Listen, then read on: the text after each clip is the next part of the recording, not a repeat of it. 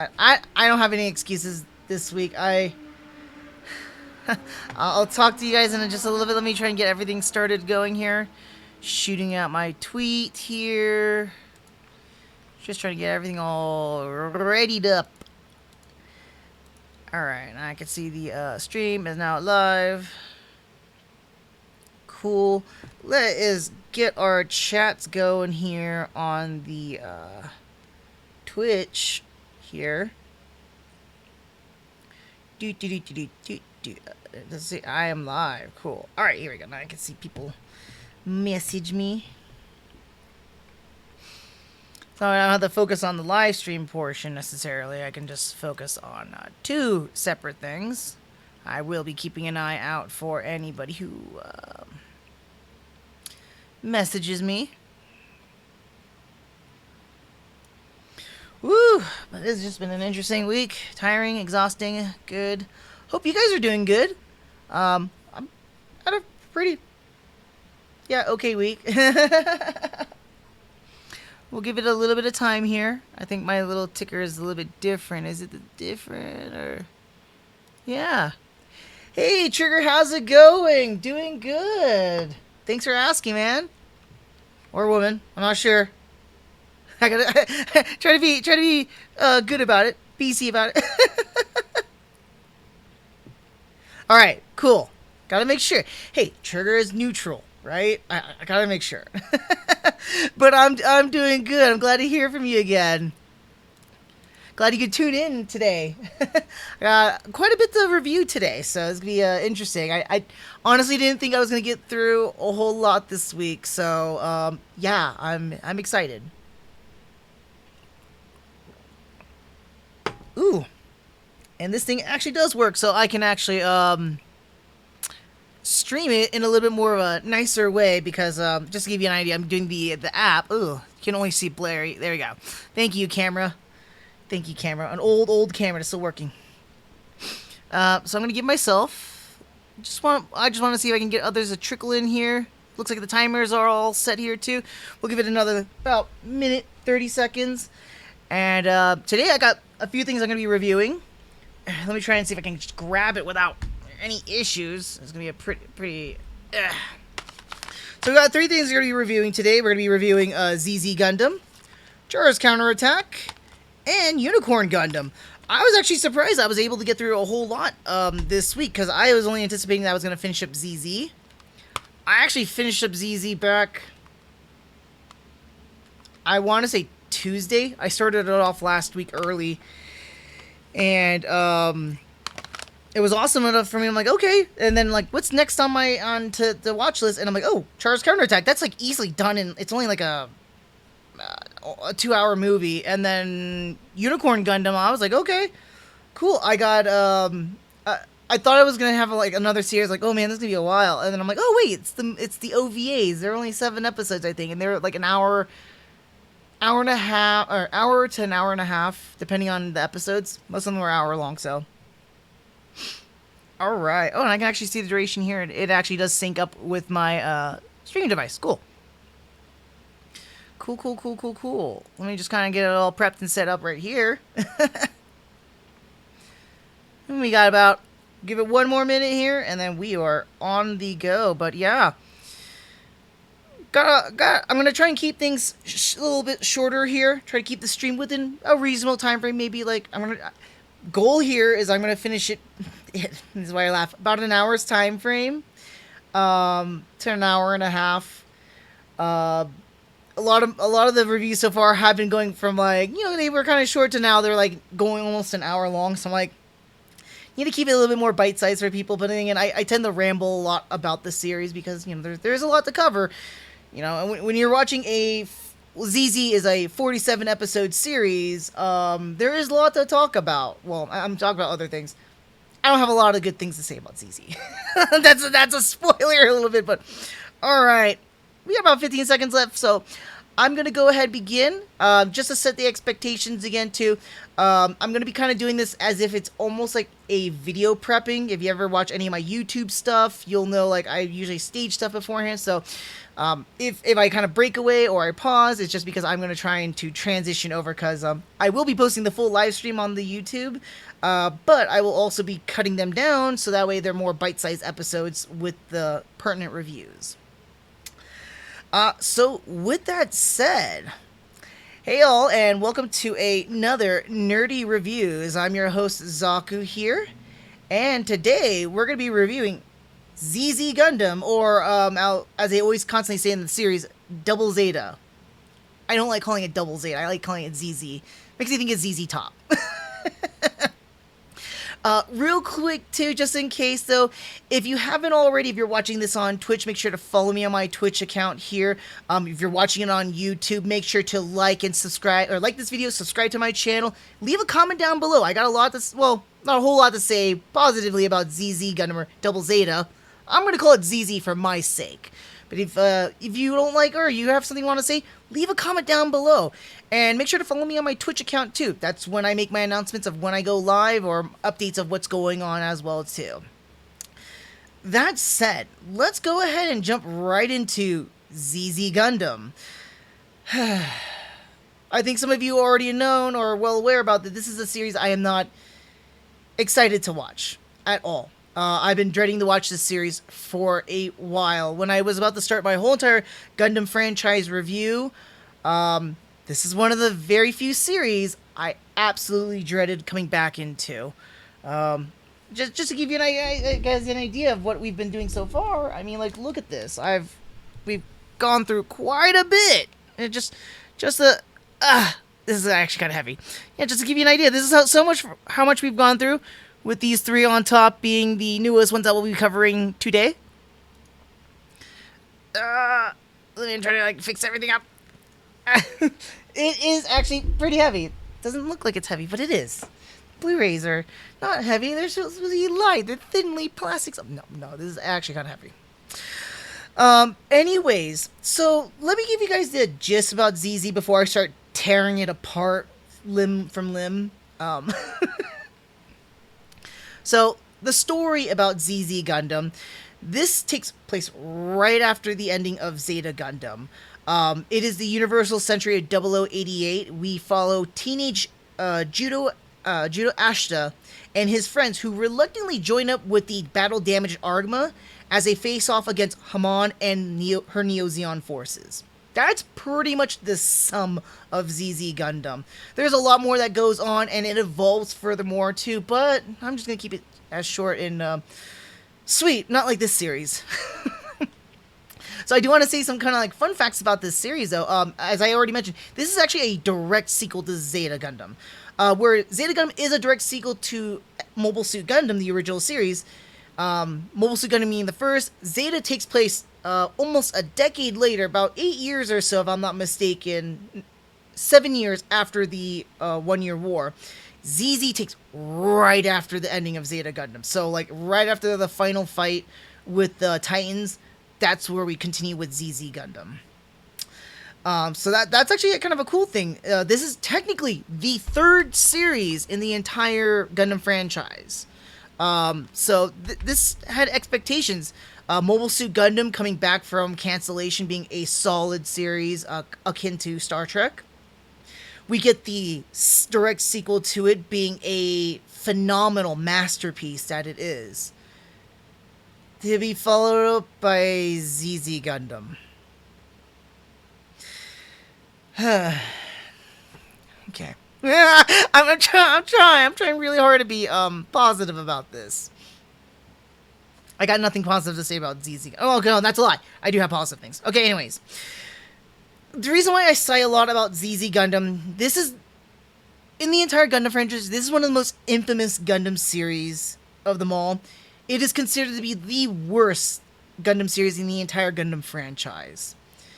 It is hated amongst fans, probably loved by a few fans, definitely loved by the younger kids and younger audiences. It makes sense too, the way that this was geared towards.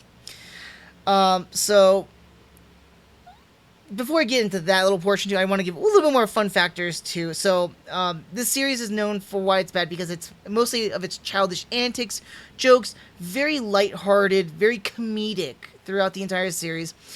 But it was kind of funny because like halfway through the series, I would say more than halfway though, but after the 30ish episode or so, the direction of the show slightly changes. It becomes a little bit more serious, a little bit more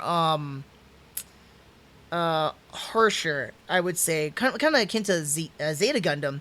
But that's because Tomino actually changes the comical antics to more serious nature because he's trying to gear it up towards Char's counterattack. Again, I think it was midway through the production, but a little bit more after than that. Tomino actually got greenlighted to do Char's counterattack because originally the series was going to have Char introduced in here. In fact, he was actually going to try to keep Char as the main character. Things got changed at the beginning, and then he wanted to have Char come back in the middle, kind of like setting things up for his movie. But once he got greenlit for the movie, he completely changed and altered the ending of it. So about a little bit more than halfway, he rewrote the entire remaining portion of ZZ Gundam, just to prep it up for Char's counterattack. So it was kind of interesting with the tonal change. It kind of saved some of this series. I would say some of it. I'll get to that in a little bit. So let's go a little bit more into the series. Animation-wise, animation in the series is not terribly that bad. Let me try and see if I can pull up. This is a screenshot from the opening itself. That's pretty much the animation. Although we're at more of a long shot here, but it's very much similar to what we've already seen in Zeta Gundam. I'd say that this is slightly a little bit better. I mean, it's only been a year later since ZZ was done. Or sorry, a year later since Zeta was done. So, I mean, the animation is going to be pretty much on par with Zeta Gundam. I can't really fault it for much. I can't say it can be better or anything else because I felt like when you transition over from Zeta Gundam to ZZ Gundam, it's very similar animation. You feel like a very nice transition through, so it's not bad. Musical wise, they use a lot of music from Zeta Gundam, but it's not by a whole lot. Like half of it was music that we hear from Zeta Gundam, that very orchestral, not almost instrumental, but almost orchestral-esque music.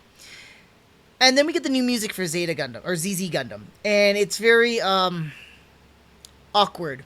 That's all I had to say. It's awkward kind of music. It fits the tone of, the cast.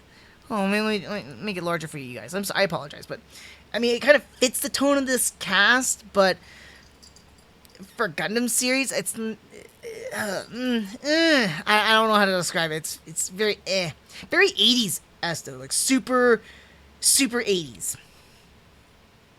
Which, actually, I mean, if you look at a lot of these characters, I mean, like, great examples of 80s characters, too, like, kind of going back to the animation, I don't have an image of Char soon, who is one of the Neo Zeon characters, but a lot of the female characters exhibit a lot of this 80s look of, like, Char having half brunette, half blonde, very 80s looking attire. Ellie kind of dresses up. There's a couple of outfits that Ellie wears that very much screams 80s. Same thing with Rue.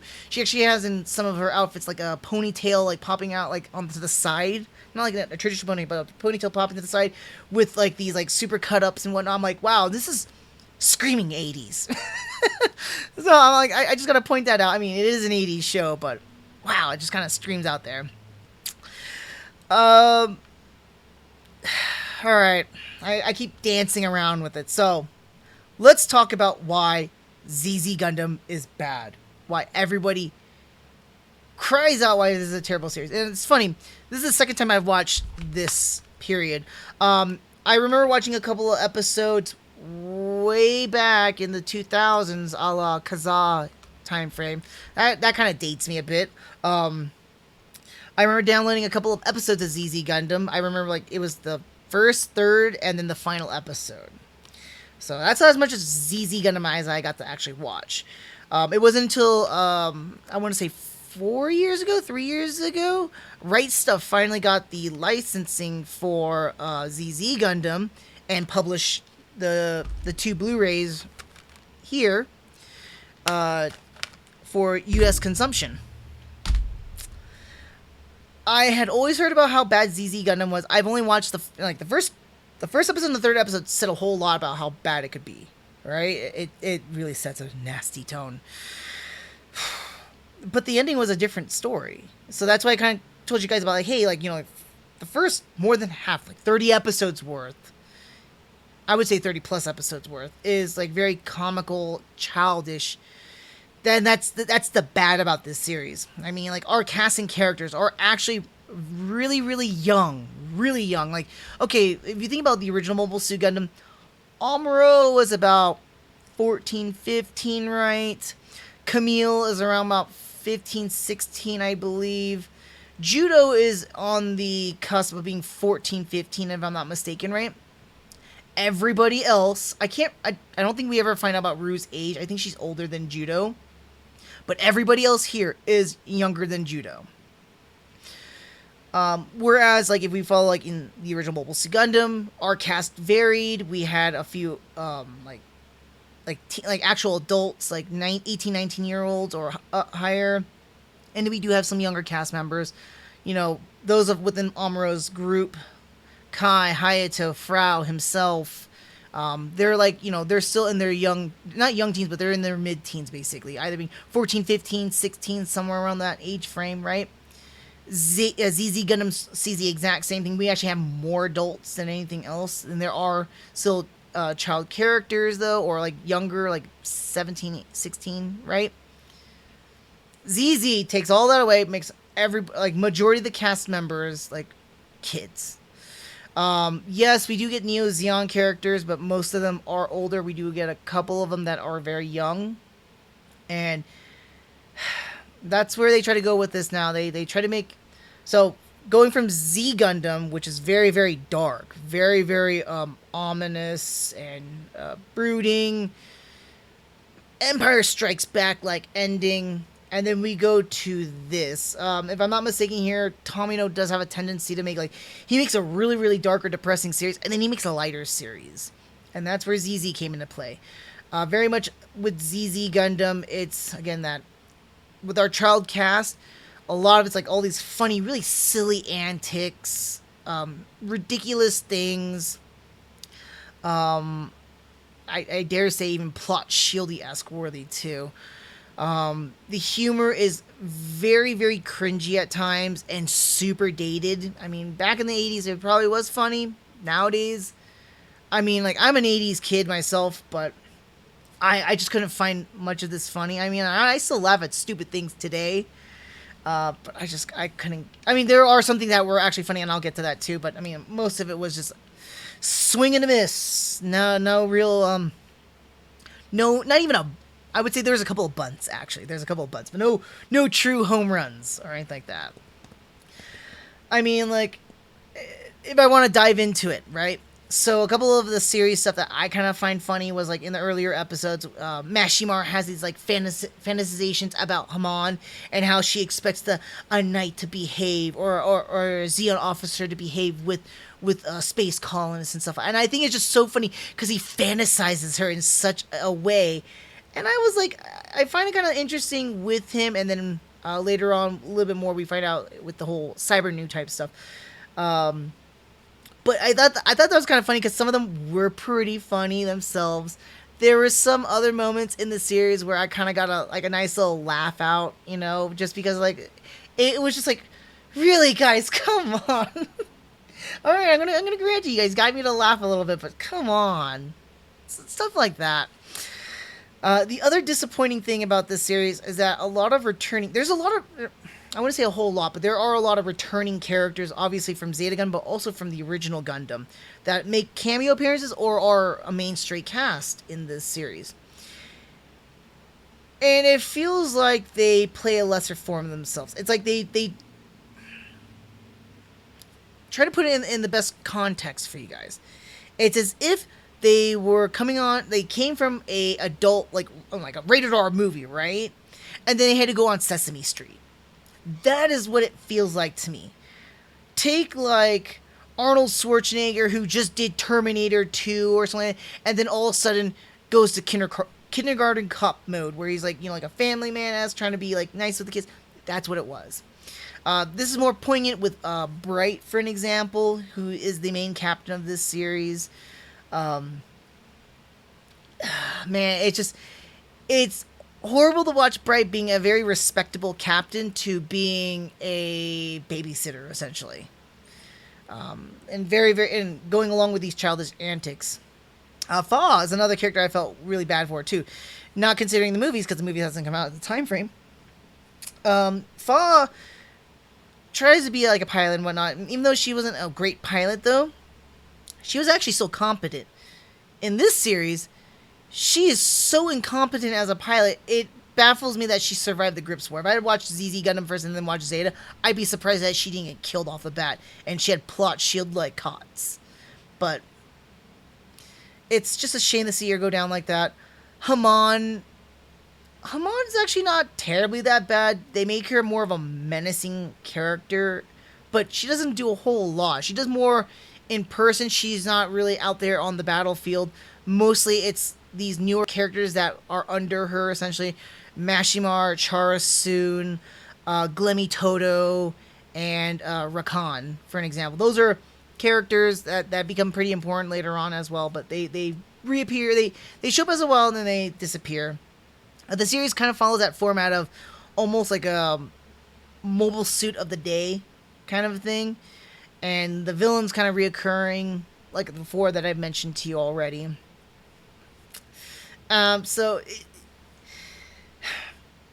Like, here's an example of like childish things. For an example, like the first couple of episodes, I think it was like in the maybe the second or first episode, Yazan, for an example, comes back, but he is a far lesser savage than what he is in the series of Zeta. Like, they were trying to steal the Zeta Gundam, and what do to get Bright and everybody else away from it? They throw oranges at them. And they're having a food fight in a space dock. Yeah, that's an example of what happens, right? I always have a problem with cockpits constantly being open and, easy kill shot for a pilot in there, right? And a good portion of this first part of the series has, Judo having the cockpit constantly opened up. You had Mashimar, for whatever the at first, the cockpit wasn't installed at the time. And then later on, Mashimar just has the cockpit opened up for the suit. And why?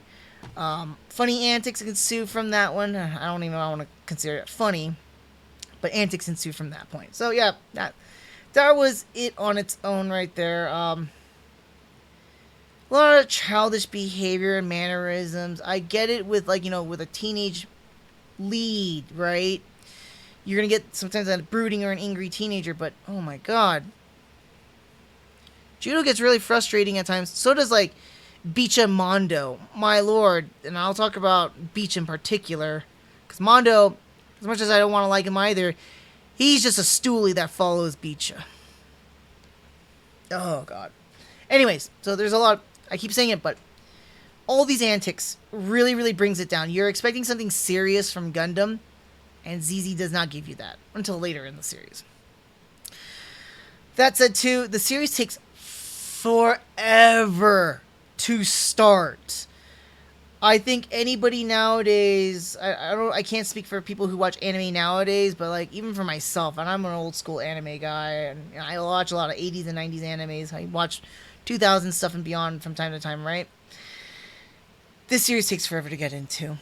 Usually people have a cutoff time for maybe give you a few episodes and see what it's like. ZZ has a tendency, the first 8 episodes. Let me see right here, right? It was first 8 episodes or so. We were stuck in side 1, Shangri-La, where we first meet up our majority of our cast members here, just trying to get Judo to become the pilot and then take off from there. 8 episodes. 8 episodes of all these stupid antics and childish behavior.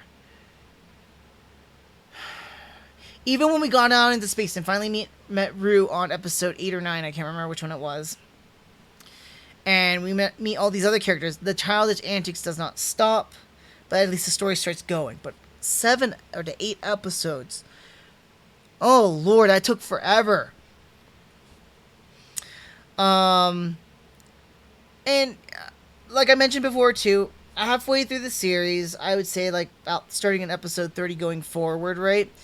With the whole rewrite change and getting preparation for Char's counterattack, and Tommy making it slightly serious, ZZ actually had some pretty good moments. There were some pretty like heartfelt moments or like really interesting moments that you would find like in the previous 2 series and then any other series in Gundam too. But that all gets ruined by childish antics or childish jokes. It is quite literally like somebody having a heartfelt conversation about someone that died or what's going on, and then kind of like a South Park joke or whatnot, one of the kids decides to have a loud fart and everybody in the room laughs and completely forgets what just happened. Yeah, that's exactly what happens in ZZ Gundam. Not the farting part, but I'm just like, you have this serious moment and then it's broken by the worthless comedy, and it ruins whatever magic that moment had. In my opinion, it was just awful. There's also inconsistencies. These are the minor inconsistencies that kind of irked me as a fan. There's something, it could be as small, but there's some pretty big ones too. Like something as small as like, we do see like Zaku 2s in this series, but for some odd reason, the Zaku 2s have a panoramic 360 screen, like a lot of the newer suits. Last we checked, Zaku's only have 3 screens and they're not panoramic. So that just irked me as a Zaku fan myself, so. But we get to bigger ones like a colony drop. So somewhat of a spoiler is there's a colony drop in this series, like some of the just like the previous ones too. The problem with this colony drop is that that when it does hit, it doesn't really like, even though this is the 3rd in the series, Mobile Suit Gundam set the standard that like when it happened, it decimated the continent, right? It took out 1/3 of Australia. Is what had happened. When we watched the colony drop here, we had our characters pretty much like, if this is where the drop happened, our characters are right here. Okay? Colony drops, not even like a nuclear-esque explosion, it's just like, wind. And the characters are still fighting or still alive, and I go like, what? This is supposed to be like a catastrophic, continent-ending explosion. And you're telling me none of that happened? And that our characters are still alive and they're still fighting?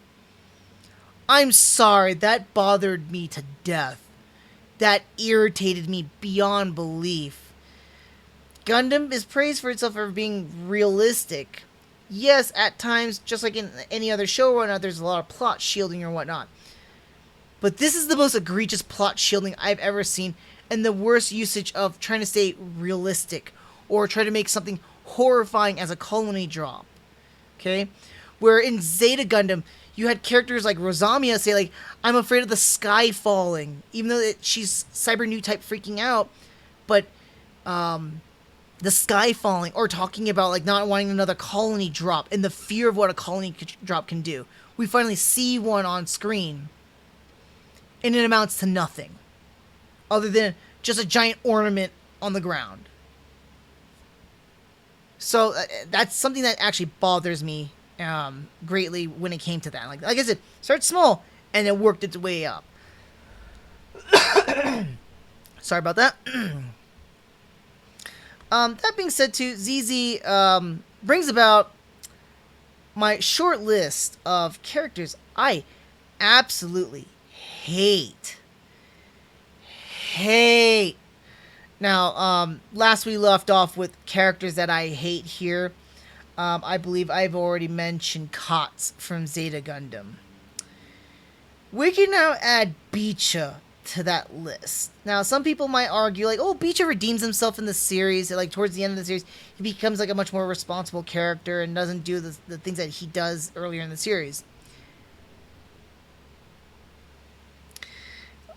Again, my contender for what I hate about characters is that characters that endanger the lives of others callously has a plot shield around them because whatever they're doing can also get them killed. And then everyone just kind of Mary Sue's around them. That's pretty much my category for why I hate these characters. Beach is no exception to that matter. He drove me nuts. His antics range from, and he does this multiple times. I don't know why he hasn't got shot or, treated with capital punishment for this, where he would steal the suits like Zeta or the ZZ Gundam and try to sell them or give them to the Neo Zeon. Now I'm pro Zeon as always, but still this character does a lot of stupid things that can get everybody else killed. He doesn't die himself. He might have saved lives at times. But God, and then his mentality, he tried, like, the other thing is that they justify their actions. They justify, like, how do you justify being an absolute piece of garbage doing what you just did? And it just drove me nuts. So Beecha is on that little small placard of characters I absolutely hated in the Gundam franchise. People would say, like, well, he changed. He stopped doing that midway. Then, like, he did this like 3 or 4 times throughout the entire series. I'm sorry, it's unforgivable. One time, one is bad enough. 3 to 4 times, no, there is no forgiveness here. That being said, I want to talk about at least some of the good things, right? So ZZ Gundam, like I mentioned before, past 30th episode or so, it got a little bit more serious. In all honesty, though, I could rag on the series because majority of the episodes are terrible. It is a slog to go through. When I first watched this series, like I was trying to talk about earlier, I was excited to watch this because finally I was going to get into watching ZZ Gundam because I want to watch all Gundam series, right? And I heard about how bad it was ZZ, and I remember the previous episodes I had watched, and I'm like, no, it can't be that bad. I mean, there's definitely worse out there. I watched it, and it was bad. It left an awful taste in my mouth, and I have horrible memories of it. Rewatching this again, I relived everything. I was hoping that maybe like a few years later, I like the rewatch series. I love the rewatch movies because I tend to pick up stuff more from rewatching again. I enjoy the ride and then I come back for the analysis is what I like to do. Sometimes I analyze first and then I enjoy the ride later. I was hoping I'm going to pick up a little bit more from ZZ Gundam. I did not. I do want to say, though, in all honesty, though, that yes, I did pick up things that I didn't really notice beforehand, and that's what I'm going to kind of talk about it, is that I would say about 7 episodes are salvageable from this series. Particularly the last 5 episodes of the series, and probably like bits and moments, like I mentioned earlier, bits and moments of the entire series that can pretty much equate to like one or 2 episodes. Most of the series is honestly, you can just rip it off from the good stuff and just chuck it in the trash. It's absolute garbage. But those few episodes I really like, and this is where I would like to talk about, like, where it got good, right? Is that the whole Neo Zeon Civil War. Bit of a spoilers, they kind of hinted at times, and that's okay. But Glemmy Toto versus Haman Khan, I thought that was really, really cool. They brought in a lot of like characters and they fought against each other. I really love that storyline right there. That's really great. The Neo Zeon War itself overall was such a disappointment. But then when we got the Civil War part, that was really awesome. Things got more serious. They toned down or dropped majority of the comedy and got very serious. It reminded me a lot of Zeta Gundam. The final episode was actually exciting. I didn't like. It's so polar of an opposite from the very beginning of the series to the very end of this series. Where this first episode, by the way, the first episode is a recap episode. A recap episode, by the way. So if I'm not going to count the first episode, second episode is where things actually start off. But technically, the first episode, throw out the window. It's completely useless, and you had this really solid final episode. But if you want to not count that, count the second episode as a true initiation of the series, right? It still was not that great. Too much childish antics, too many stupid jokes. It dragged on just to get to the point that what it's trying to do for that episode, which took 3 episodes basically. And then you have the final episode, which gets everything done poignantly and wow.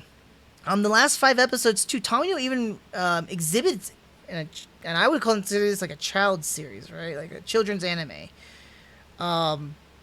He actually went Kill 'em all Tomino in the last 5 episodes, and I was like, wow, we're going back to Zeta roots here. That's awesome. Unfortunately, that's not what's gonna save this series.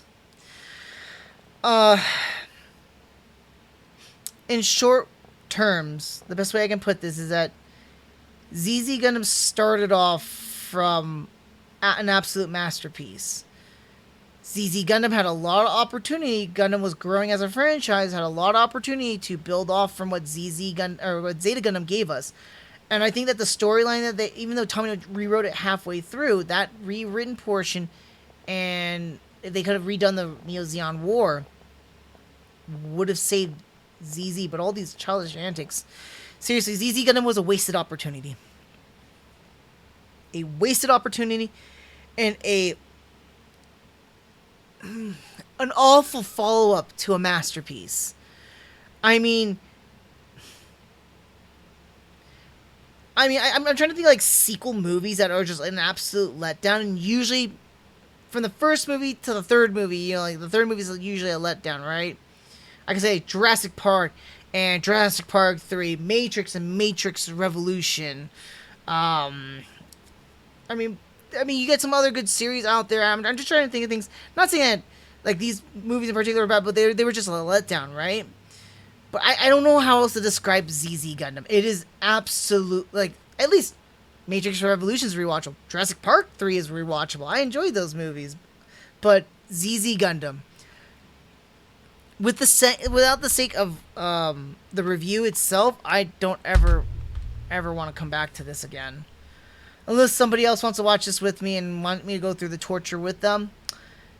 Sure, because I think my true enjoyment would be watching somebody else being suffering through this, and I wouldn't really care. I was like, I'm getting a show watching you just go like, no, why are they doing this? And I was like, yes, that's right, feel my pain. But yeah, this ZZ was an absolute waste of an opportunity, and easily the worst follow-up to one of the best Gundam series in the entire franchise. It's not even a question. I'm disappointed and like sad about that, but I mean, what can you do? This was done 30 plus years ago. I think I'm losing my time from 40 plus years ago. About 30. I want to say 30. I'm trying to do the math in my head. I'm not great with math in my head, so.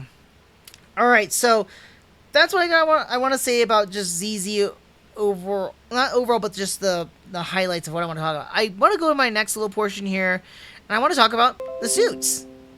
Okay, so I mentioned this previously, a little bit of spoilers from other series, but ZZ suits. So ZZ Gundam introduced quite a bit of suits. So Zeta actually had some really cool looking suits. There's some that were okay looking, right? You know, most of the Federation suits are the exact same ones from Zeta Gundam, because it is a direct sequel, so there's not much time that's changed, not much difference to the suits. They're okay. Zeon suits, though. If you watch my previous episodes, you know that I kind of set us up for this one, that ZZ has one of the most ugliest designs for suits I have ever seen, and Neo Zeon suits are atrocious. It's like claw your eyes out kind of bad, especially when they're in animation. Like the stills I'm going to show you is horrifying enough, but it's not justified enough as if you were watching them in action, because it's pretty bad. I do want to say, though, that ZZ actually brings a couple of cool suits, though, and I want to showcase some of them to you, but I'm going to show you some of the horrors of ZZ Gundam. We're going to start light here. This is a Zaku 3. This is the Zaku 3 custom. If I'm not mistaken, this is Rakan. No, that's not Rakan's. This is Mashimaru's. Yeah, Mashimaru's. Because the other one is Rakan's. His should be. Let me pull that up for you guys real quick. Zaku 3. Where's Zaku 3? Oh my lord. Here we go. Zaku 3. This is Rakan's colors, and that's how I guess it's supposed to look like or not, but you know, then we go to the traditional kind of Zaku looking, a little bit with the Zaku Kai from 0080. I can hear people go like, well, Zaku, it's a Zaku. Why don't you like it? I'm like, it's not really a Zaku. You didn't see this thing right here? Looks kind of funny. Because these little two things pop up and shoot. And it's kind of like a dong gun. Yeah, that too. And like, I kind of like bulky designs, but this is way too bulky, especially for a Zaku. It's got the Zaku head. If I took off this head, you couldn't tell me if this was a Zaku body or not. Can I even show the gun? It doesn't even. I can't even show that, but it's awful. Yeah, this is just a start of what it looks like. That makes it even look worse. It looks like a bulkier, uglier Zaku. Looks like a Tarian from Gundam 00, which we'll see eventually. I don't like that design either. But let's move along. We haven't seen the worst of them. Jamaru Fin. Look at this monstrosity. And could you go, what am I looking at? From its arms and its weirdly protruded legs, it looks like some kind of weird deformed mecha dinosaur that was just not fully formed. Its mobile armor mode, though, is kind of cool. I'm not going to lie about that one, but there's a not a big problem, but it's just kind of funny. Now, you can't see it. Let me see if I can pull it out here. Yeah, when it's flying like kind of like this here, right? And you can't see it in this particular angle, but it looks like an X-Wing at times flying around. That's why I'm like, it kind of looks cool like this because it looks like an X-Wing a bit. But when it transforms, why? Of all the things that it could transform into, why does it look like that? It looks like garbage. Who designed this? Who thought this would be a good suit? I mean, it is formidable in combat, but my god, it's ugly. Hey, I like my tools to be efficient, but also stylish. The Hama Hama. Make sure I didn't see anything else yet. Never mind, hold on. This is top tier contender for the ugliest suit in this series. This thing is horrific looking. It looks like something that belongs in like a horror mecha anime series. Good lord, look at this thing. You couldn't tell, but it actually is a remote controlled arms. Not arms, but the arms can extend out and it can be used with new type powers to shoot and stuff like that. So, yeah. Although, my god, it's just ugly. But nothing takes the cake, in my opinion, than the Zaz.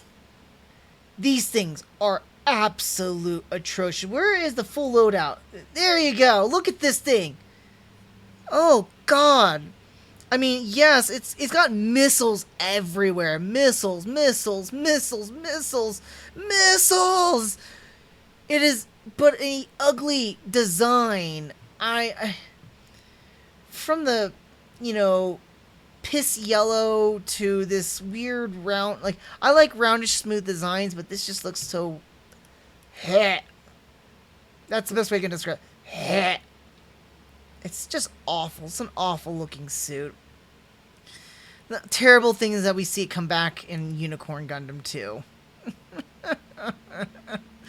Oh my god. Booster missiles, yeah? Oh, there you go. It's got semi-transformable. I mean, I love my transforming suits, but God, why did they have to make such ugly designs? There's a lot of them. I just want to highlight some of the ugliest ones in this series that I thought. But I want to talk about, besides the ugly, let's talk about something that's good. This segment's not about the ugliest suit designs. It's my favorite suit designs because, every Gundam franchise brings in something brand new. ZZ Gundam brings in a lot of new. Most of it's bad and ugly, but there are some cool ones. Like the Arja.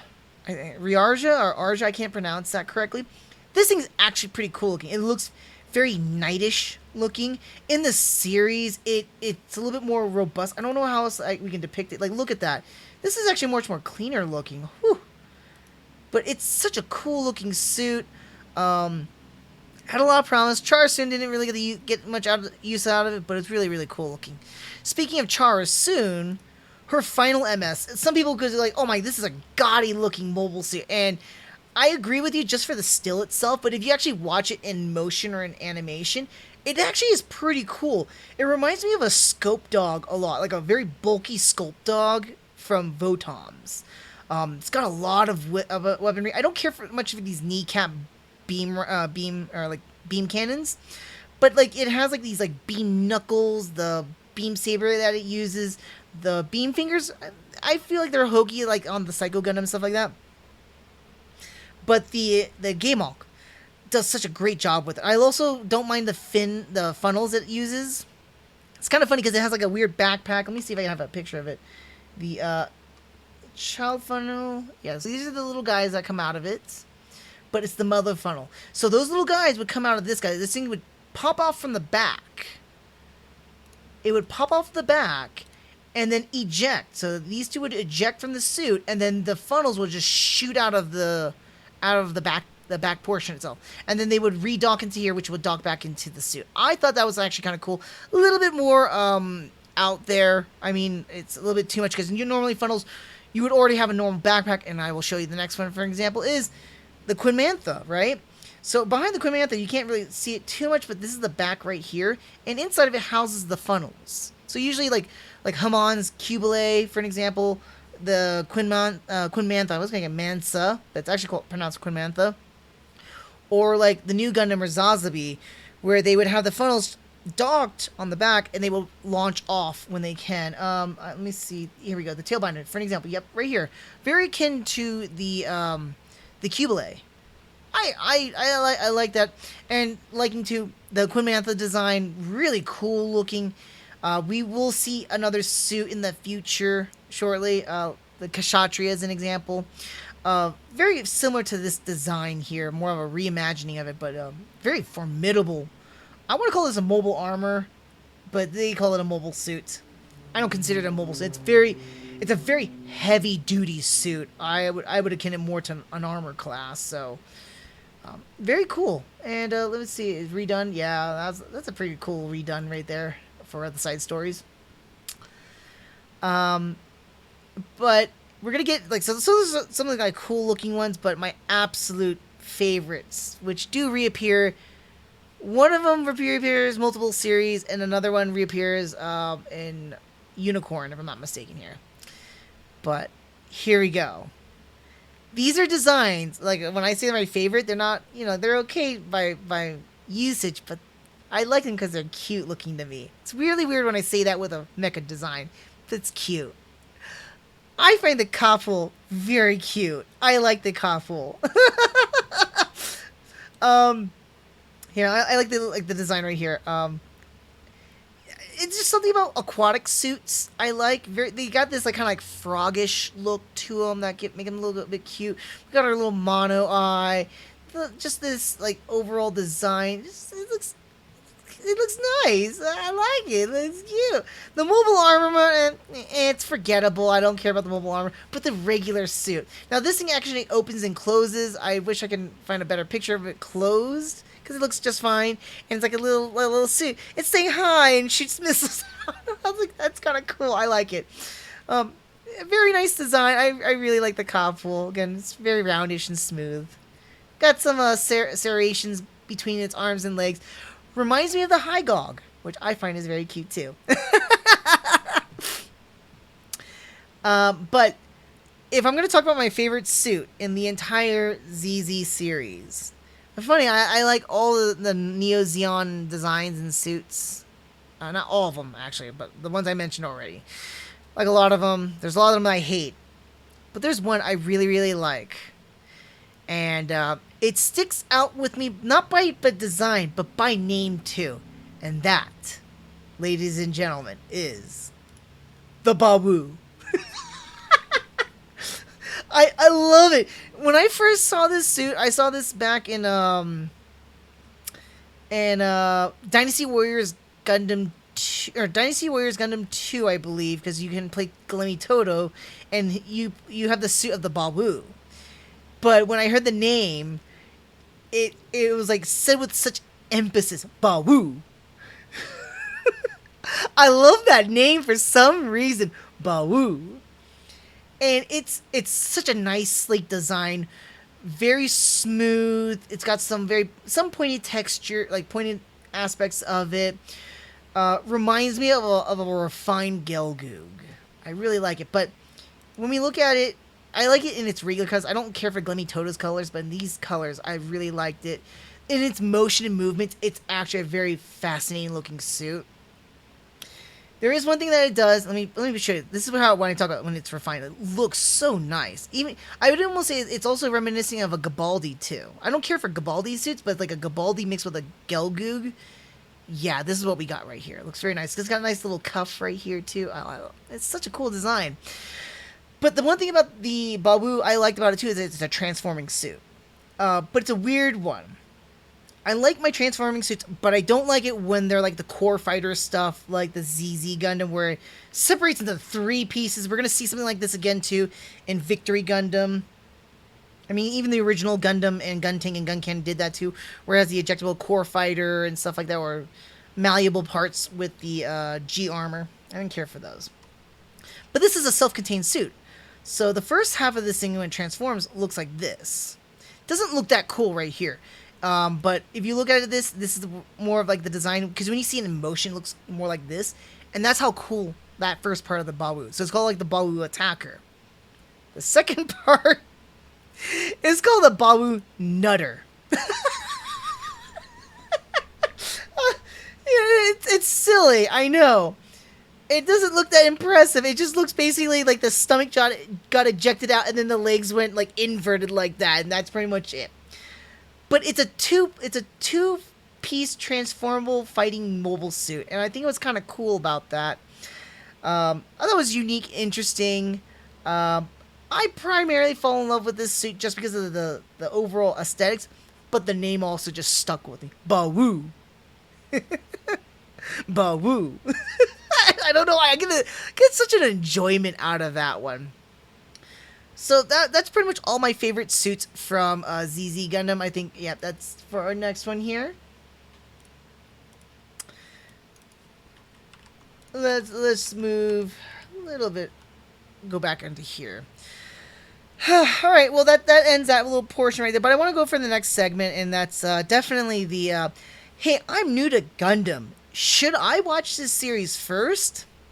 No, don't ever watch this series first. Don't start with ZZ Gundam first. In fact, don't ever watch ZZ Gundam at all. The only thing that I would say to ever watch about ZZ Gundam is maybe the last 5 episodes.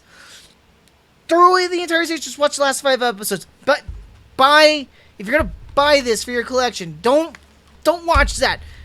Watch the last 5 episodes. Start on actually maybe 6 episodes. The Girl from Core 3 Part 1. Just start with that one. That starts off the Civil War. Okay? That starts off the Neo Zeon Civil War. Don't start with ZZ Gundam first as a newcomer. Do yourself a favor. Not only is this the worst Gundam to represent the entire Gundam franchise, I don't know anyone beyond the age of probably like 6 that would truly enjoy the humor and the antics that you would see in this series. I can see like kids watching this as kind of like a Saturday morning cartoon and not care and get some laughs out of it. Sure. Younger audiences, I don't think they're going to have a problem with this. As you get older, maybe even if you're a little bit older and you find that kind of humor good, I mean, like, everyone has different humor, so I get it. But honestly, majority of the people, anyone who, I'm gonna say, if you fit within the majority, right? The humor in ZZ Gundam is not funny. The antics is irritating. And it does a great disservice to the entire Gundam franchise. You would set yourself up for failure in thinking that this is what it is to watch all of Gundam, like getting into Gundam, and then just finding something entertaining about it, really. Don't start with ZZ Gundam first. In fact, I was glad this is towards the tail end of series I haven't watched yet, right? Like, well, this is the second time I watched ZZ Gundam. I'm gonna say, like, by that time frame when I had watched this, I've watched almost every other Gundam series, movies, read manga and stuff like that. And this is like on the tail end of, like, I haven't had a chance to watch this in its entirety yet. That's basically it. Seriously, stay away from ZZ Gundam. That being said, let me talk to you about the overall, right? Now, being a sequel to the masterpiece of a Gundam franchise, ZZ Gundam had expectations to live up to. Unfortunately, Tomiyu's approach to turn this from a serious to a comedic anime series truly drops the ball here for the entire Gundam franchise. The childish antics, the off-tone comedy, absolutely obliterates any true enjoyment of this series, even when it gets to the more serious things when it shifts halfway through the entire series. ZZ Gundam is an absolute shame that could have been done so much better with the material that was provided, especially at the very end of the series. And an abomination in the entire Gundam franchise and has a Gundam series overall. Mobile Suit Gundam Double Zeta gets an appalling, an abysmal, stay far away from it 1 out of 5. I cannot stress how much stay away from this series. Honestly, unless you're a diehard Gundam fan or a UC fan, stay away from this series. If you do need to watch it, just because, like, you know, it does have references to Char's Counterattack and stuff like that. It's referenced in Unicorn Gundam at points too, and any other future series as well. You really need to watch it. Just watch the last 5 episodes. Last 6 episodes. I promise you, that's where anything that ever is really truly mentioned about in ZZ Gundam is mentioned right there. And it got rid of majority of the comedy. It's more serious and streamlined. I would seriously say, like, if you could make ZZ Gundam into a redone version, just take the 6 episodes, take out most of the comedy that are in there, and then refine it, and you got a good solid 6 episodes. I think that could have been easily like a 3 out of 5 or so. Some people I can say, well, Zaku, why are you giving it a 1 out of 5 when you said the last 5 episodes? I'm sorry. 42 episodes out of 47 episodes being absolute trash for the most part. Not worth my time. And I honestly don't think it'd be worth your time either. Stay away from Double Zeta Gundam. You do yourself a favor.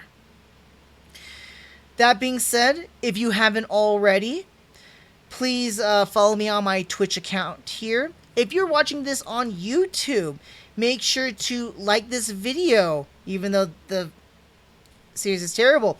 Follow me on, subscribe to my channel, and then leave a comment down below. Tell me what you think about ZZ Gundam. What do you think about my opinion about ZZ Gundam? Do you agree with me? Do you disagree with me? Were you the few that actually find this series actually fun and enjoyable? I want to hear from you, seriously, because most people that I've ever heard about this series bash this series. And I'm being very kind enough not to bash it in the way that I would normally want to bash things. But I'm trying to be, YouTube friendly here and, polite enough. I don't really got a lot of nice things to say about ZZ Gundam. But I'm curious what you guys got to say. Also, if you haven't already too, follow me on my Twitch account. That's when I make announcements when I go live and post all sorts of other things too. But yeah, I appreciate you guys for sticking around and watching this episode. And until the next time, see you on the next episode.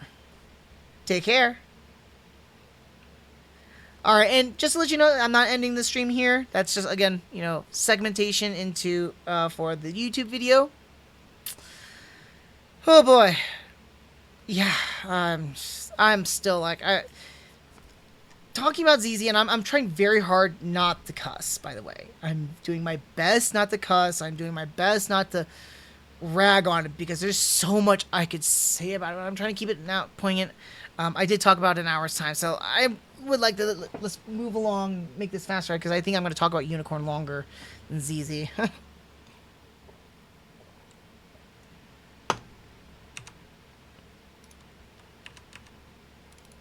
Yeah. All right, and I'm gonna try to make this one even faster. I know I again ramble. I gotta catch myself and stop doing that. Anyways, hey guys, and welcome to another Nerdy Reviews. I'm your host Zaku, and today we're gonna be reviewing Mobile Suit Gundam: Char's Counterattack. Now, before I begin with the review itself, let me just give you some few things here. If you haven't already, make sure to follow me on my Twitch account. If you're watching this on YouTube, like this video, subscribe to my channel, and leave a comment down below. Let me know what you think about this movie, or my opinion about the movie itself. And if you haven't already too, make sure to follow me on my Twitch account, or my Twitter account. That's when I go live and I make announcements of when I'm going live with my live stream, so you can catch me live and join me in the chat and talk with me. Anyways, let's get on with the review here. Just to give you some preface here, let's start off with the story like we usually do here. So, for Mobile Suit Gundam, and I'm just going to call it Char's Counterattack, also known in abbreviated form for CCA. So, Char's Counterattack takes place in UC Century 0093. Char Asimov returns to lead Neo Zeon into another war with the Federation in his quest to bring about the evolution of mankind. That's pretty much it. Yes, we get Amuro Ray coming back, and there's a little bit more I want to talk about that too. So it's just some little fun factors here too. So this is the first movie in the Gundam franchise that is not a compilation movie, because remember, the first compilation movies, which was the original trilogy, it was debuted in 1981 in Japanese theaters. This is the first actual Gundam movie of its own origin to debut in Japanese theaters back in 1988. This is also a movie well known for finalizing and ending the rivalry between Amuro Ray and Char Aznable. I would have said this also is what ends the conflict between Federation versus Zeon, but unfortunately, Unicorn Gundam picks that up, and it still continues to this day between what I like to call mid-UC Century time frame, between, here and before we hit F91, we still got quite a bit that's coming out here revolving around Neo Zeon versus the Federation, so this is not the end. But at the time of 88, though, being the fourth introduction into the Gundam franchise, this is this was the ending for the Federation versus Zeon conflict. That being said, the animation in this movie is actually really, really nice. I would akin this one, and if you watch my previous review, to Gundam 0080. The animation's very similar to this one. I would say that this one's actually a lot more, sharper colors, more contrasty looking. This poster doesn't do it justice, because this is more like washed out kind of colors, more lighter. Just imagine the more darker. The inking's a little bit more defined, I believe, from what I remember of watching it here. And it's really more pronounced. That too, it's very reminiscent of, again, that 80s merging into the 90s animation. That being said too, it is actually set up more like an 80s style action movie. Much of the story and plot line is provided you in the first, I want to say 30 to 40 minutes. Not even, yeah, 30 minutes or so. It kind of is slow. We get a little bit of action in the beginning just to whet your appetite, right? Just to keep you interested still. But most of the plot is delivered right here. After that plot is delivered, or a storyline, we are now given our overall, which dives into an action movie. It's a roller coaster, as what I like to put it. We got our nice little ramp up toward from the first and second act. Third act occurs, and boom, we are dropped down into some awesome twists and turns and fun things about it. Um, Let me see here. I do have to say, like, the so when it comes to the action in this series, this movie, I keep saying series, this movie, the mecha fighting is incredibly intense and fast paced. For this time frame, this is probably the most impressive mecha fighting in the Gundam franchise. I still say to this day, this is really entertaining stuff, though. A lot of the fights between the suits is hard hitting, fast, and incredibly like intense. Unsure what's really gonna happen or the chain of reactions within the fights themselves. It's exciting stuff. It was really fun to watch. I'm not gonna lie. Definitely blows any of the series stuff up to this point out of the water. Um. Uh. So. Oh, I thought I heard a knock on the door. I apologize. Never mind. So, but yeah. Oh, it is the wife. Okay, give me a moment here. I'm gonna pause real fast. Hey, honey. Yeah, give me a moment here, guys. I'm gonna pause for a moment here. I gotta go help out the wife. Got a cookie in it for you. Oh, she's got a cookie for me. I got a treat. Yeah, I got a treat. All right. I'll be right back, guys.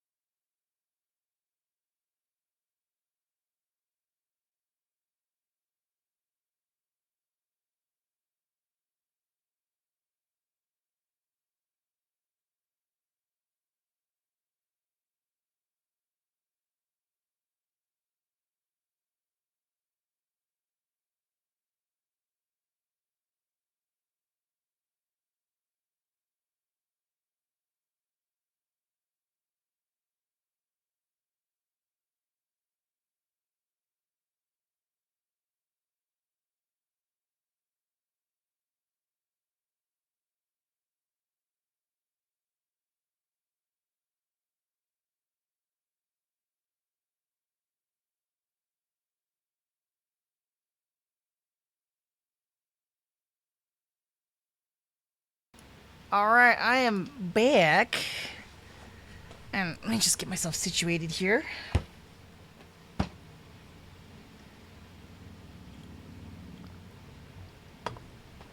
Just had to quickly help the wife get stuff in the house.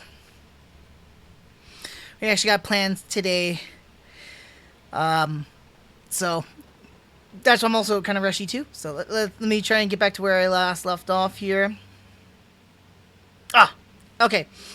So the next thing I want to talk about with Char's Counterattack, there's a lot of smaller references. The one thing I really appreciate within some, like with a, not newer, but like Gundam series that are higher in the echelons of the time frame, right? Is referring back to previous series or making reference or indications towards previous stuff in the series. So the biggest thing I liked about it too was there was a conversation that Char had with Nanai right here. And they were drinking and he was holding his drink and stuff like that. And they were talking about the events that are coming forth. And they were talking about like kind of like human sacrifice. And that scene, like, it's kind of funny. There's a meme gif I had. I can't find it at the moment here. But there was a conversation that Amuro and Char had after the, if I remember right, it's not the Dakar speech. It's something beforehand. And Char and Amuro were talking about people making sacrifices. And then Char makes a reference like, so am I supposed to be a sacrifice? And they talk about like, hey, sometimes we need to make the sacrifices for the greater good or like for the objective of what we're trying to do. And then it's kind of funny because Char would look at the glass like that, and it's like, wow, that's such a poignant moment. It's so subtle, but you wouldn't really catch it unless you like tie that back to the series, to Zeta Gundam itself. There's a lot of little knockbacks, a lot of referencing back to like either Zeta or the original Mobile Suit Gundam.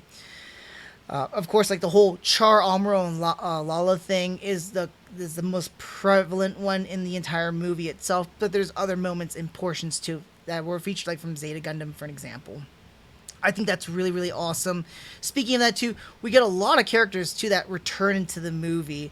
One thing I was really, really excited for was seeing like somebody as simple as Assange in the series or in the movie. Sorry. Like, to me, like, even though he was like he was like a side character on the Argama, we've seen Assange from Zeta and Double Zeta Gundam. So it's like, wow, he's here again too. Like, that's awesome. Of course, we got Bright. We get appearances from Mirai with her kids. Not our first time introduction to them. We've seen them back in Zeta Gundam, but they're now grown up with Shaman and Hathaway. Yeah. Of course, we're going to get a little bit more about him coming out with the movie as well.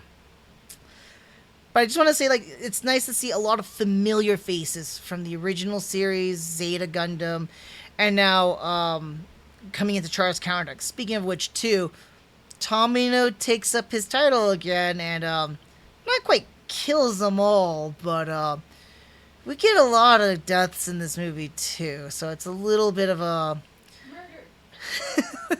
It's a little bit of a shocker at times. I think some of the deaths that shocked me were two of them shocked me. One was very, very frustrating.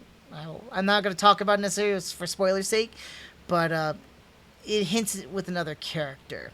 Another one is just like it just came out of nowhere, just because I like this character for what they were, basically. Not to say a whole lot. I don't want to spoil it too much. But yeah, I mean, there's not a whole lot I want to say too much about the movie without spoiling it too much.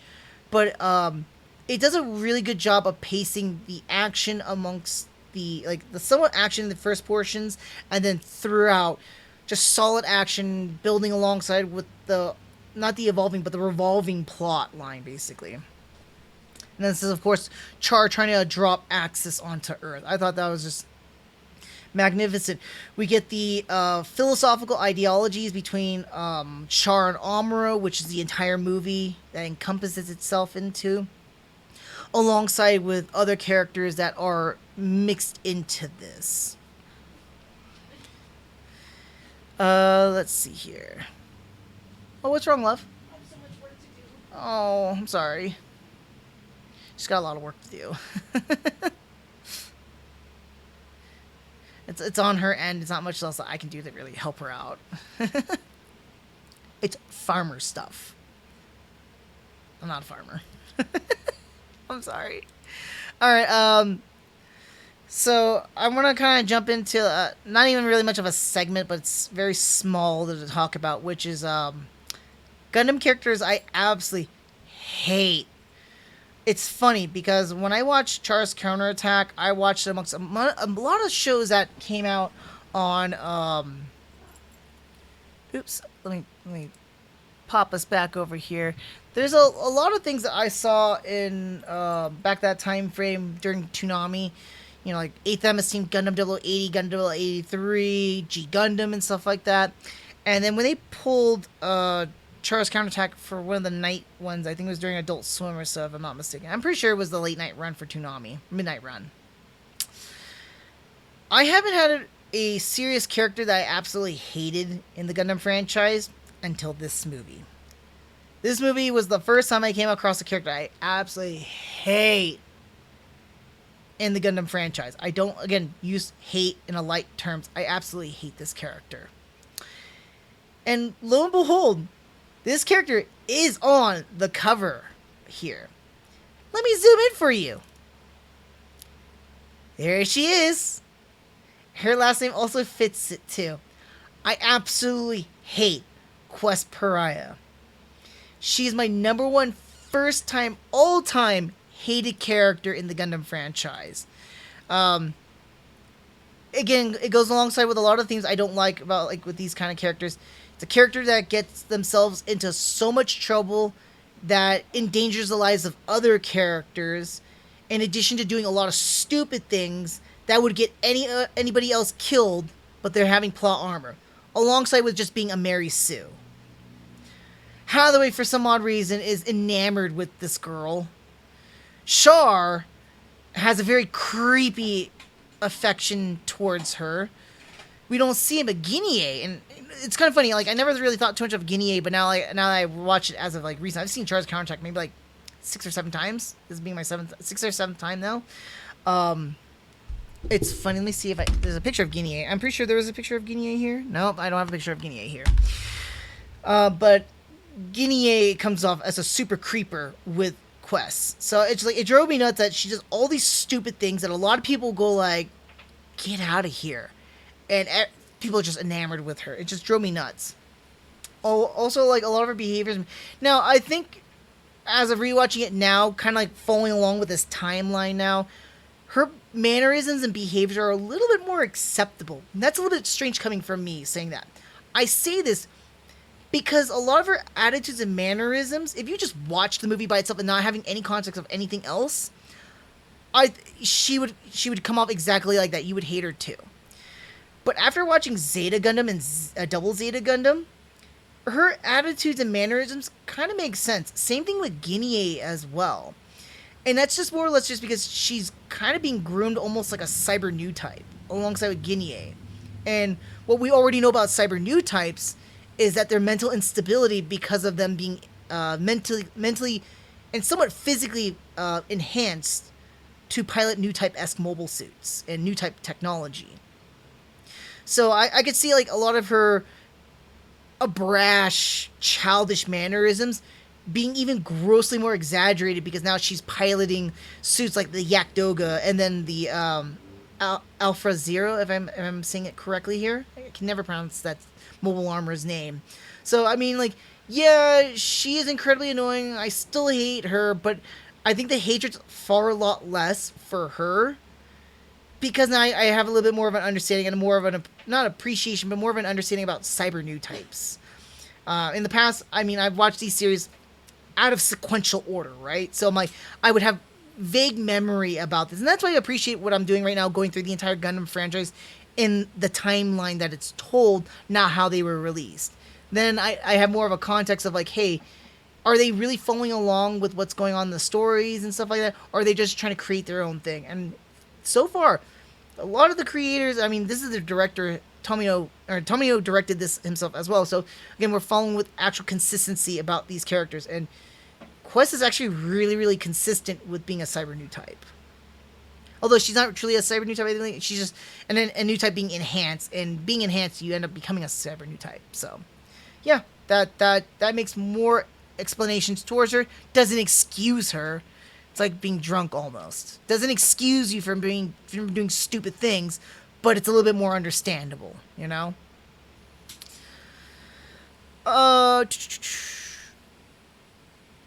I do want to say though, like Guinea and Hathaway do reach my tier of hatred too, but Guinea doesn't really get much love, and I'm not gonna say anything else beyond that one because that's spoilers. And same thing with Hathaway. It's kind of weird because Bray in the previous series and Zeta and ZZ Gundam show that he kind of misses his family, but he's very alienated because he's in the military, so he's constantly serving, right? But when his son shows up, he's actually pretty cold towards his son. I mean, he does have some affection towards him, but he's very cold towards him. So I can kind of get the mannerisms and the attitudes that Hathaway kind of has, but doesn't excuse his action for killing one of the characters that I was kind of talking about too, where it was more of a surprise and it pissed me off. Yeah. Hathaway it was crawling up to that tier of I hate you. Same thing with Guinea, but Guinea, he's a true cyber new type, so he was a little bit messed up in the head already, and his infatuation with Quest comes into play trying to like undermine Char at times. So it is what it is. I would need more from Guinea, but we have so much screen time of Quest and how much of a garbage character she is. I feel like it's my hatred's justified, especially the action she does. Outside that one, I want to move on to our next segment because again, there's not a whole lot I want to talk about this movie. It's only a 2-hour long movie, so I think I've got across most of what I want to say about what makes it, good. There's not a whole lot of bad things about it. I feel like everything was well paced, well told, hitting a lot of the philosophies of Gundam. And what really encapsulates between these two characters is phenomenal. I do want to say, though, that the conclusion between those two, I still feel like they're still lacking in it. It's not a true conclusion between their two feelings, but the rivalry definitely comes to a conclusion.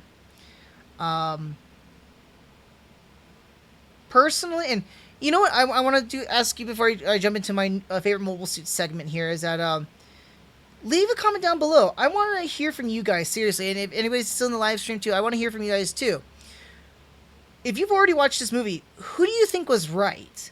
The movie brings in the concept and the philosophy between Char and Amuro. So I'm going to start out with Char because he's the reason why he instigates everything else. After the 1-year war, we got the Titans, which led to the Grips conflict. With the Grips conflict led towards Neo Zeon doing what they did in ZZ Gundam and the Neo Zeon Civil War. Char believes that because we are pulled down by Earth's gravity, we are not truly allowing ourselves to escape its gravity and evolve as new types. It's almost akin to like a forced evolution is what he's trying to do, and it makes sense. All this hatred stems from the unknown and also about space colonists. So he wanted to use access to pollute the Earth to a point where it's uninhabitable and getting people to vacate, either die along with it or vacate the Earth and join the space colonists.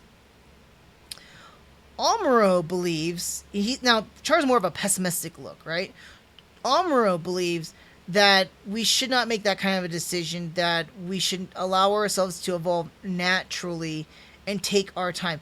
Again, going right back, this is why I say like it kind of goes slight back and forth.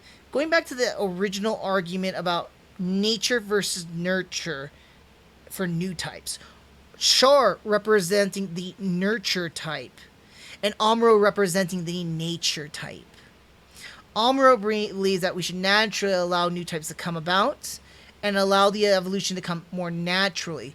Trying to force it will create more complications and issues. Amuro looks at it more as a more optimistic, hopeful look, and Char looks at more of a pessimistic and, dare I say it, bleaker aspect. I want you to tell me in the comments down below, or in the live stream too, who do you think was right? Was Amuro right about humanity should take its time to evolve? Or should Char? Was Char right that we needed to force the evolution because humanity would never evolve on its own? Who do you think is right?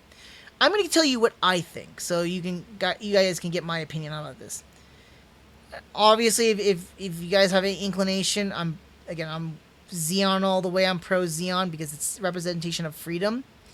But Char makes a incredibly outstanding, valid point at this point of the Gundam franchise, and I can argue post this movie his point. Again, the 1 Year War stemmed because of the Federation's denial of freedom for space noids, for the space colonies, overtaxing them, overburdening them, treating them like second-class humans, basically. And that even became more prevalent when it came to new types, and then they were treating new types more like weapons and tools rather than people. We saw that more prominently after the 1 Year War during Zeta Gundam, where we now see them creating cyber new types and abusing that with Rosamia, with 4. Yes, Neo Zeon is guilty of this too by doing that to excuse me. They did that with Peru, or Elpio Peru, in ZZ and Double Zeta Gundam. But still, what we saw is that we are not acknowledging the changes that we are as human beings, and we're not allowing the freedoms that are granted initially towards us.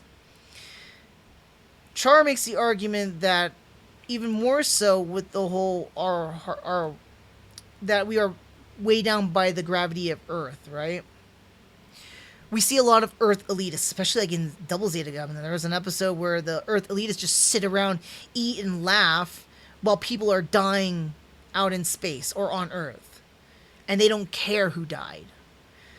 And we see these people don't care about, in general, about what's going on with the people or anything like that. We have the government officials denying or outright abusing new types. Char's belief is that if we can get everyone to go up to space and allow us to evolve into space and take us away from Earth's gravitational pull on our souls are no longer weighed down by Earth, and allow us to evolve, we can all grow together and become more of a unified evolution, rather than having those that are in space evolving into new types and those who are still on Earth never evolving. And that could create more future conflicts. Char, in my opinion, Char was right, because what we know... So at that point in time, it's questionable. Amuro makes a valid point. He's like, well, but you don't know. You don't know the future. You don't know where we can go in the direction that we're going. You know what? Well, that where people can make that argument is just fine. I can completely understand it. This is where I come into play and go like, well, we look at the Gundam history timeline. You are so wrong if you argue with Amuro, or if you argue on Amuro's side. After Char's counterattack, we have F91. We now have still a continuous conflict between a crippled Earth Federation against Cosmo Babylonia. I'm not even going to take it as far as utilizing Unicorn Gundam, but I could even utilize Unicorn Gundam. We're still having a conflict between the Earth Federation never acknowledging the freedom of the space noids or space colonists, and Neo Zeon still fighting for that ideological freedom from them, that liberation.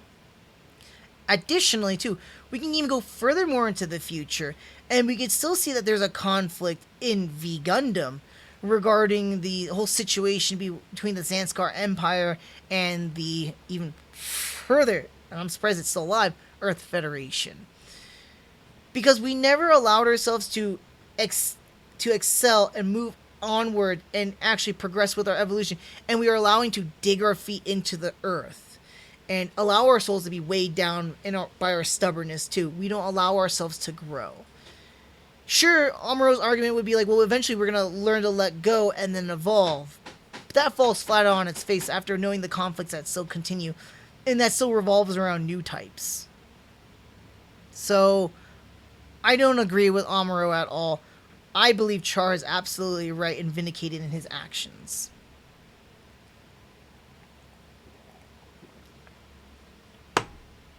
But that's my thoughts on Char's counterattack and the opposing philosophies between Amuro and Char.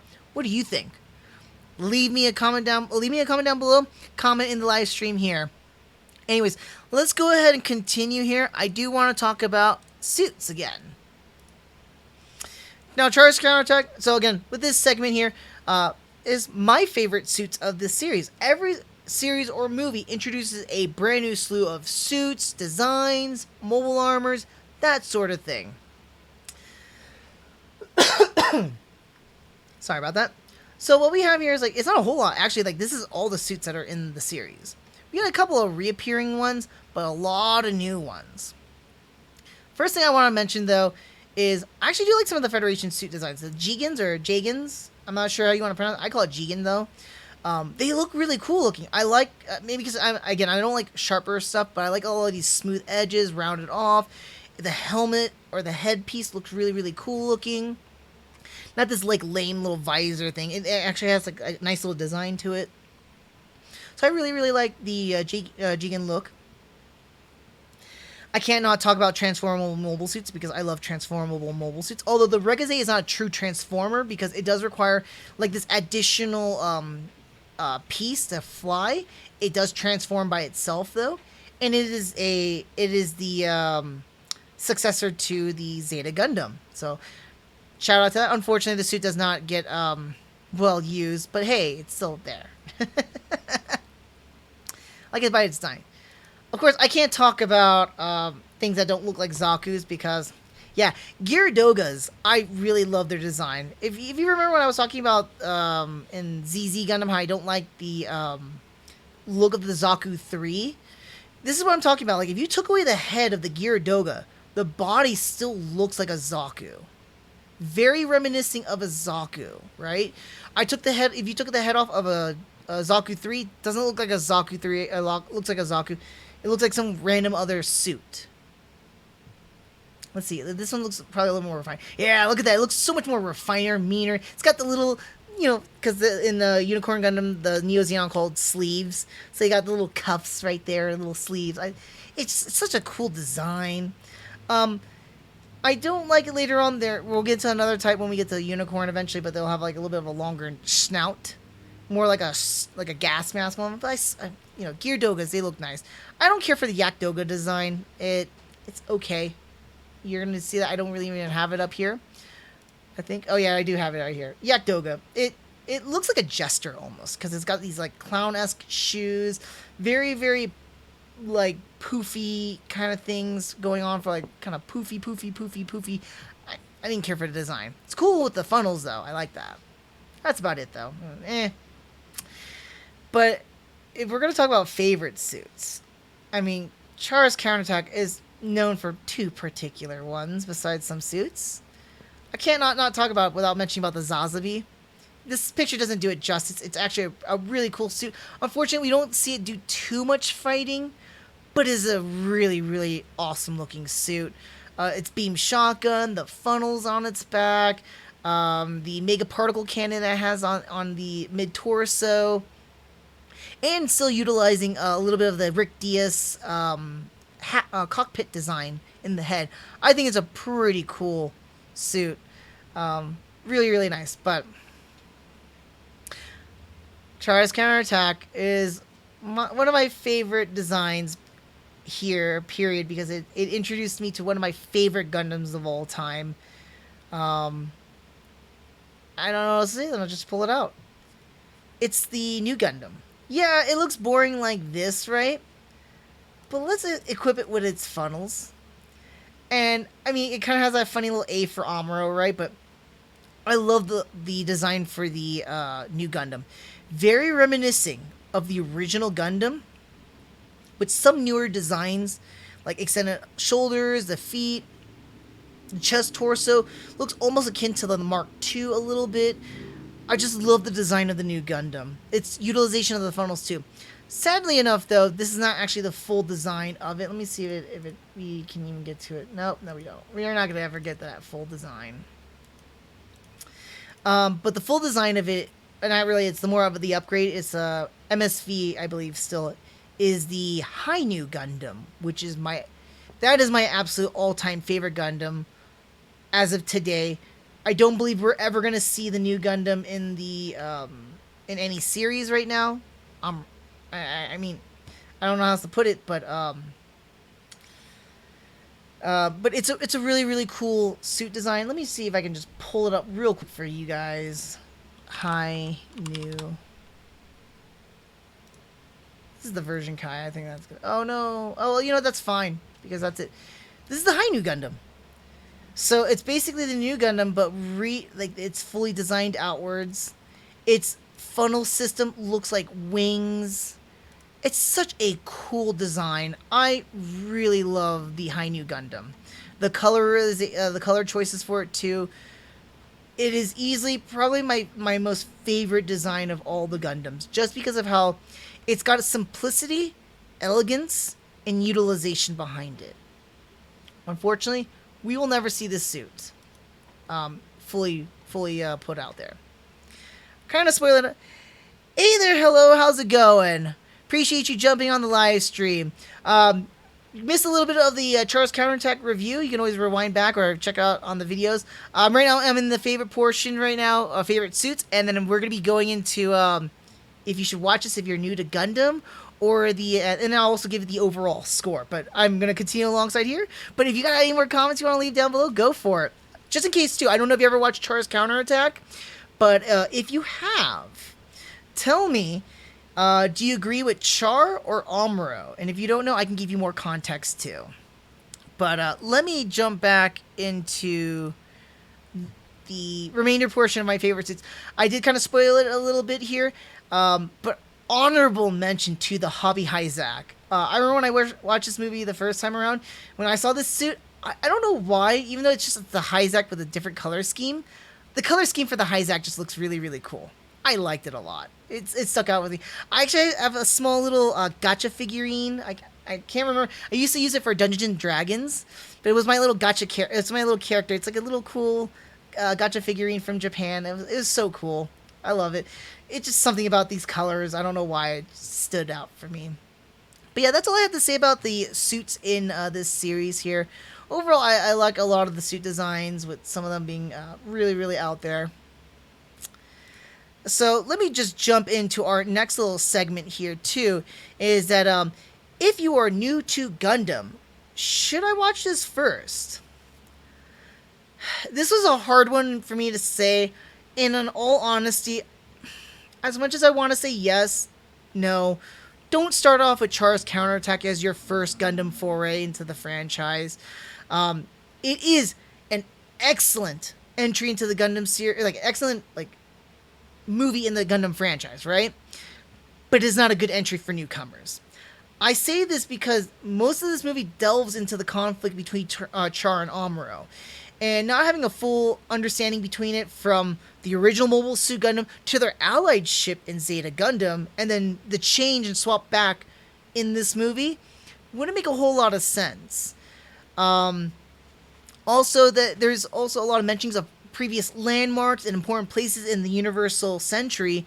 At this point, a lot of it's not going to make sense to newcomers or be of any importance. Why is Axis any important? Oh, it wasn't the original stronghold base for two forces of the Zeon and then used to destroy, another base or whatnot. There's not no of importance or whatnot, or why it's being used in this movie at all. No importance between Sweetwater or the character of Cameron, or a lot of reoccurring characters from previous series into this movie. So, and with some of those characters' deaths too. I don't think a newcomer would get true appreciation from it. You will get a good sense of what Gundam is watching the movie, but I don't think you're going to truly appreciate the movie. Like myself, when I watched this, I had only watched the original Mobile Suit Gundam and a bunch of other Gundam series that didn't really play pertinent to this one because they all came up after Char's Counterattack. So I only knew the conflict between Char and Amuro. But what I didn't know at the time too was that after watching, I never watched Zeta Gundam until many years later, and their allied ship and some of the dialogue that they had in Zeta Gundam was actually pertinent in Char's Counterattack itself, even reference back too. So I think that's kind of important stuff right there. You get a whole lot more from it other than it just being an action movie, you know. So definitely not a good first start, but I would still say, like, once you watch, you know, a couple of the original, like, not original, but like the previous Gundam timeline stuff, check it out. It's good. That being said, so as of the overall for Char's Counterattack, I don't know how much else I can put it. This is the fourth entry into the Gundam franchise, the first movie of its own kind, debuted in the theaters. Mobile Suit Gundam Char's Counterattack really encapsulates everything of the previous 3 series into this movie, encapsulating a lot of ideologies and philosophies, while really putting it down to some really incredibly intense mecha action and fighting. Everything comes to an amazing crescendo at the very end, and it sets a gold standard for a lot of things that come in the future, and even for the past too, in rewatchings. Definitely is a great watch. I don't know what else to say beyond that one, but Mobile Suit Gundam Char's Counterattack gets a solid 4 out of 5. Definitely was an entertaining movie. Great reintroduction to a lot of things throughout the other previous series, so pays a lot of homage and respect to them, while introducing some new concepts and resolving concepts too. Definitely, this is going to be one of those high top tier movies I would recommend you to watch. Definitely. Alright, and if you haven't already, make sure to follow me on my Twitch channel. If you're watching this on YouTube, leave a like this video, subscribe to my channel, leave a comment down below. Of course, let me know what you guys think about the movie. What do you thought about my opinions? Do you disagree with me agreeing with Char? Or what's your stance on the whole concept between Char and Amuro's philosophies about new types in mankind? What do you think was the right thing to do? Leave a comment. I want to hear from you guys.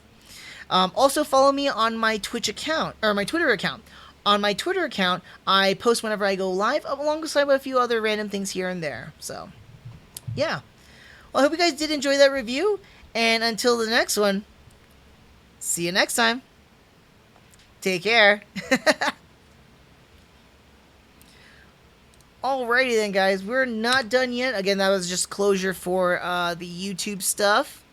We're going to now move on to the last review here. That one just about 40 minutes or so. I'm going to try and speed through Unicorn here. There's a lot to talk about. I'm going to try and keep it down again. It's really, really hard for me. Alrighty then. Let me get myself all situated.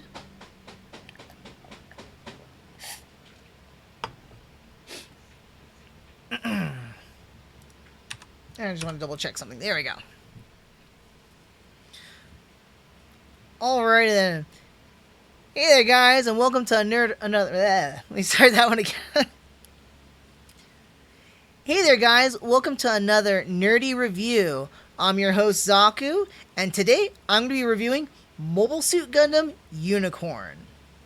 Now, before I begin, if you haven't already, make sure to follow me on my Twitch account. If you're watching this on YouTube, like this video, subscribe to my channel, and leave a comment down below. Let me know what you think about this series, or my opinion on this series, or anything I've mentioned about it as well. And also, follow me on my Twitter account. On my Twitter account's when I announce when I go live with my live streams, and a few other random things here and there as well. That's it. Let's go ahead and jump right into the review. So I'm going to start it off again like we always do. Let's just talk about the story real quick and give you an idea of what this series is about. All right, so basically, we take place 3 years after Char's counterattack in Universal Century 0096.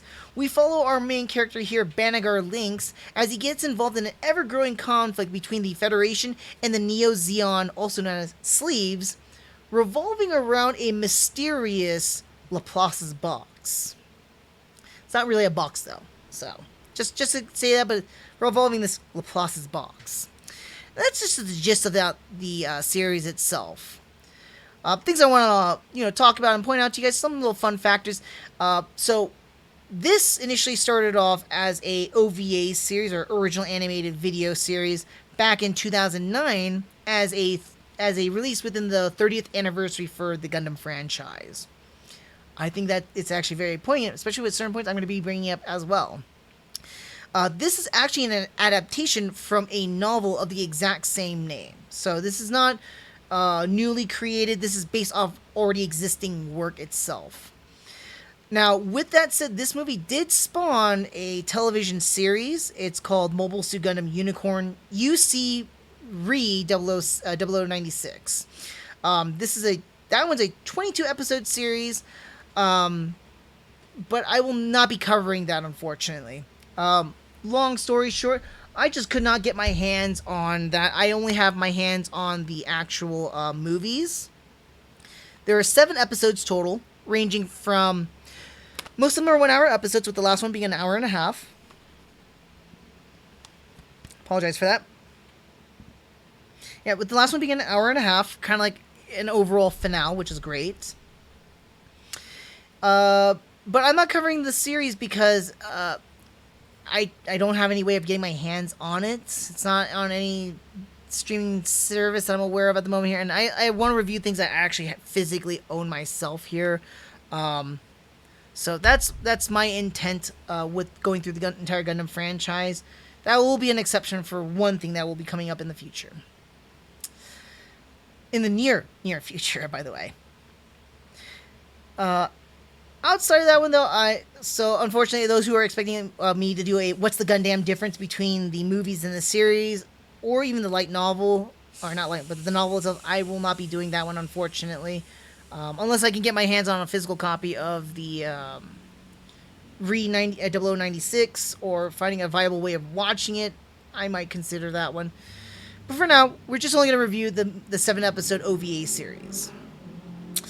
So one thing I want to talk about right off the bat, if you're looking at this, well, obviously you're looking at the cover here. That's very much what the animation pretty much looks like. A little more contrastier, a little bit more darker, but the animation is superb. For something in 2009, it's just top of the notch animation. Very stylish, very sharp, very dark. I love the colors and contrast.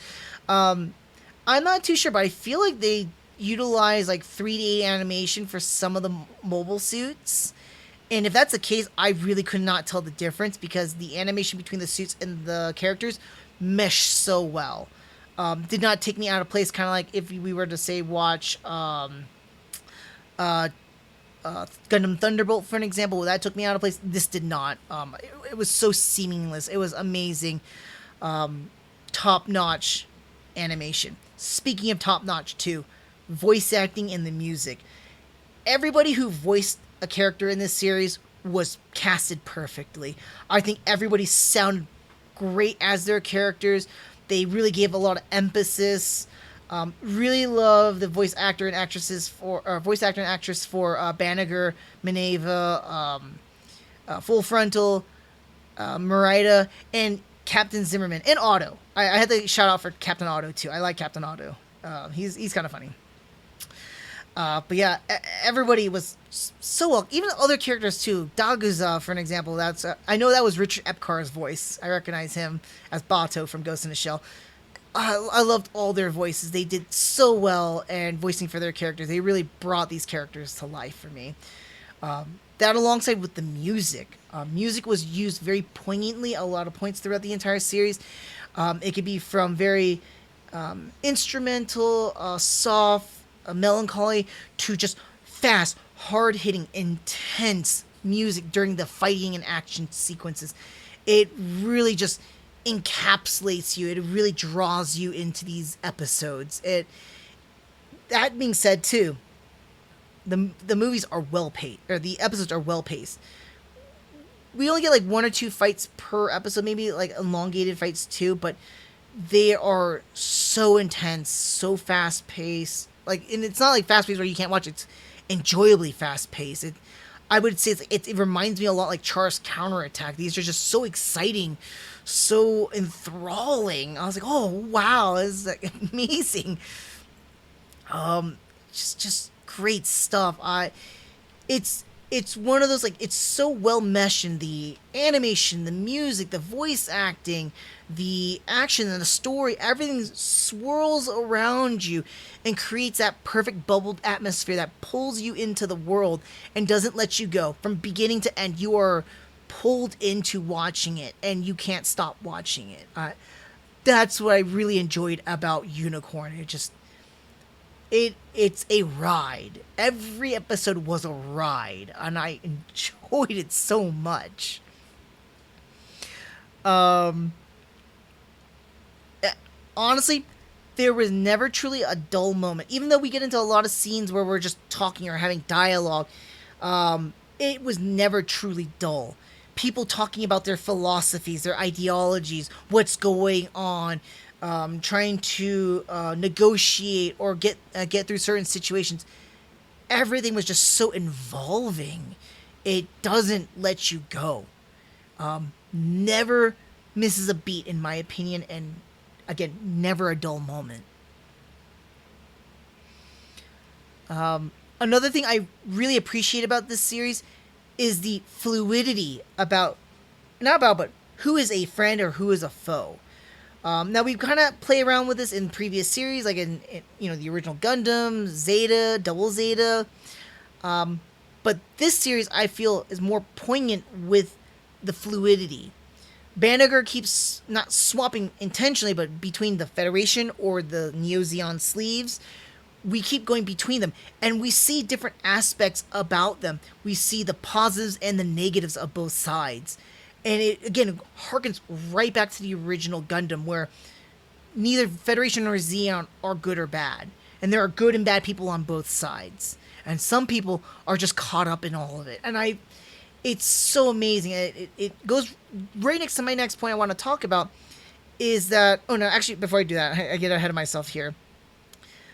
Usually with this, side swapping stuff, it can get really, really annoying or gritting on people, or it doesn't make sense. I mean, things that I would point out, like, it doesn't make sense, like Rekua, for an example, in Zeta Gundam, does not make too much sense if you consider the movie-wise. Series has a little bit more sensible reasoning, but, it kind of gets annoying or grits at you or even pulls at you and upsets you. But the back and forth thing between here is very, again, fluid. It didn't grit. It didn't have any friction or anything like that. It just transited very smoothly. And like a pendulum. It made sense. And it fits so well with what's going on and explaining things. I felt it was very unison in what it does. That said, too, this series, as a 30th anniversary, pays so much homage and respect to all the series that came before, all the previous installments, all the other series in the Gundam franchises within the UC timeline. So much respect. We get a lot of cameo appearances or reoccurring characters. Bright Noah, Beltorchica, Kai Shiden, for an example, returning as characters. We get cameos, like little bit of spoilers, but like Lala, for an example. Or we get other characters that reoccur too. I'm going to try not to spoil too much, but they return as well. We also get like famous ships and suits returning back too. The Nahel Argama is the main flagship that we have in this series, which was from Double Zeta at the end of Double Zeta Gundam, reappearing here. The Rock Hyloom from Char's Counterattack reappears with Bright Noah at helm, which is amazing. We even get, during the fight, if I'm not mistaken here, at Australia's Torrington base. In episode 4 or 5, 4, I believe. And we get a slew of Zeon suits from the beginning of the series to the most recent reappearing. You even get a lot of ugly Zeta suits reappearing too. Ugh, we got some ugly suits reappearing, but then we get some cool ones. Carpools. We got the Ba Wu, the Ragazum. I think I can't pronounce his name. It's such a cool suit, but I can't pronounce his name. You even get an Ifrit Shiden, and I'll try to show you some of these images what I'm talking about when we get to the suits. But like, it's amazing how they bring in all these other suits. Same thing with Federation at points too. We even get famous moments and quotes, particularly from what I can remember in the second episode. We get like references like to the Black Tri-Stars. You get Full Frontal quoting Char, like from the second episode of the original Gundam. Let's see the reaction time of your brand new mobile suit. That kind of a thing. Later on, Banagher jumps on a Federation soldier's head. I forgot his name in the series. He's like, he used me like a dang springboard. And I was like, that's a Black Tri-Stars quote. And I was like, oh man, it's so cool. Like a lot of these homages and a lot of respects. I'm like, for a 30th anniversary series, great job. Oh man, it really appealed to me as a UC fan, and very tastefully done in my opinion. Now, the last episode, I'm going to just kind of, flux around with the images here. But the last episode, wow, superb. I don't know how else to describe it beyond simply amazing. Probably top contender for the best episode, or best final episode in the entire Gundam franchise, in my opinion. It's really hard for me to point it down, but it goes from some of the most intense, crazier, awesome fights in the entire series up until this point, like the most intense, to, I mean, we're dealing with new types again, and it transcends time. I laugh about that one, but it takes that whole new type paradigm to a whole new level. If you ever watched the original Mobile Suit Gundam and saw a cosmic glow and made you go WTF might, watching Unicorn Gundam and towards the very end of this episode makes you go WTF might with Over the Rainbow. And that's the name of the episode. But it's a superb episode. I absolutely was enthralled by it. Despite some of the major issues of this series, but I don't really consider them too much of a major issue, to be honest. Let me break them down for you. So, before I apologize, I jumped ahead. So, one thing I do want to say though is that last episode truly like rivals some of the best ending episodes. It rivals the original Gundam's Escape, or that's the name of the final episode, 43 or 42 in the international release American, 42 for Escape, or Zeta Gundam's 50th episode, Raiders of the Skies, or Raiders in the Skies. Whew. Over the Rainbow is right there with top contenders for the best final episode. Lastly, I really love it. It was more subtle throughout this series. The last two episodes really bring it out, and it's the overarching theme about fathers and passing down to the next generation. Reminds me of kind of like Expendables, the movie, where we talk about the concepts of what makes a man, right? So take that kind of concept, right? Because like, just to give you an idea, in Expendables, you have the tough guy, you have the soft guy, you have the in between guy, you have the villainistic guy, you have the heroistic. It's giving you the ideologies about what makes a man, right? So Unicorn Gundam goes about that, but what makes a father, right? And it's brought about this with many characters, and I think it hits so much more poignantly.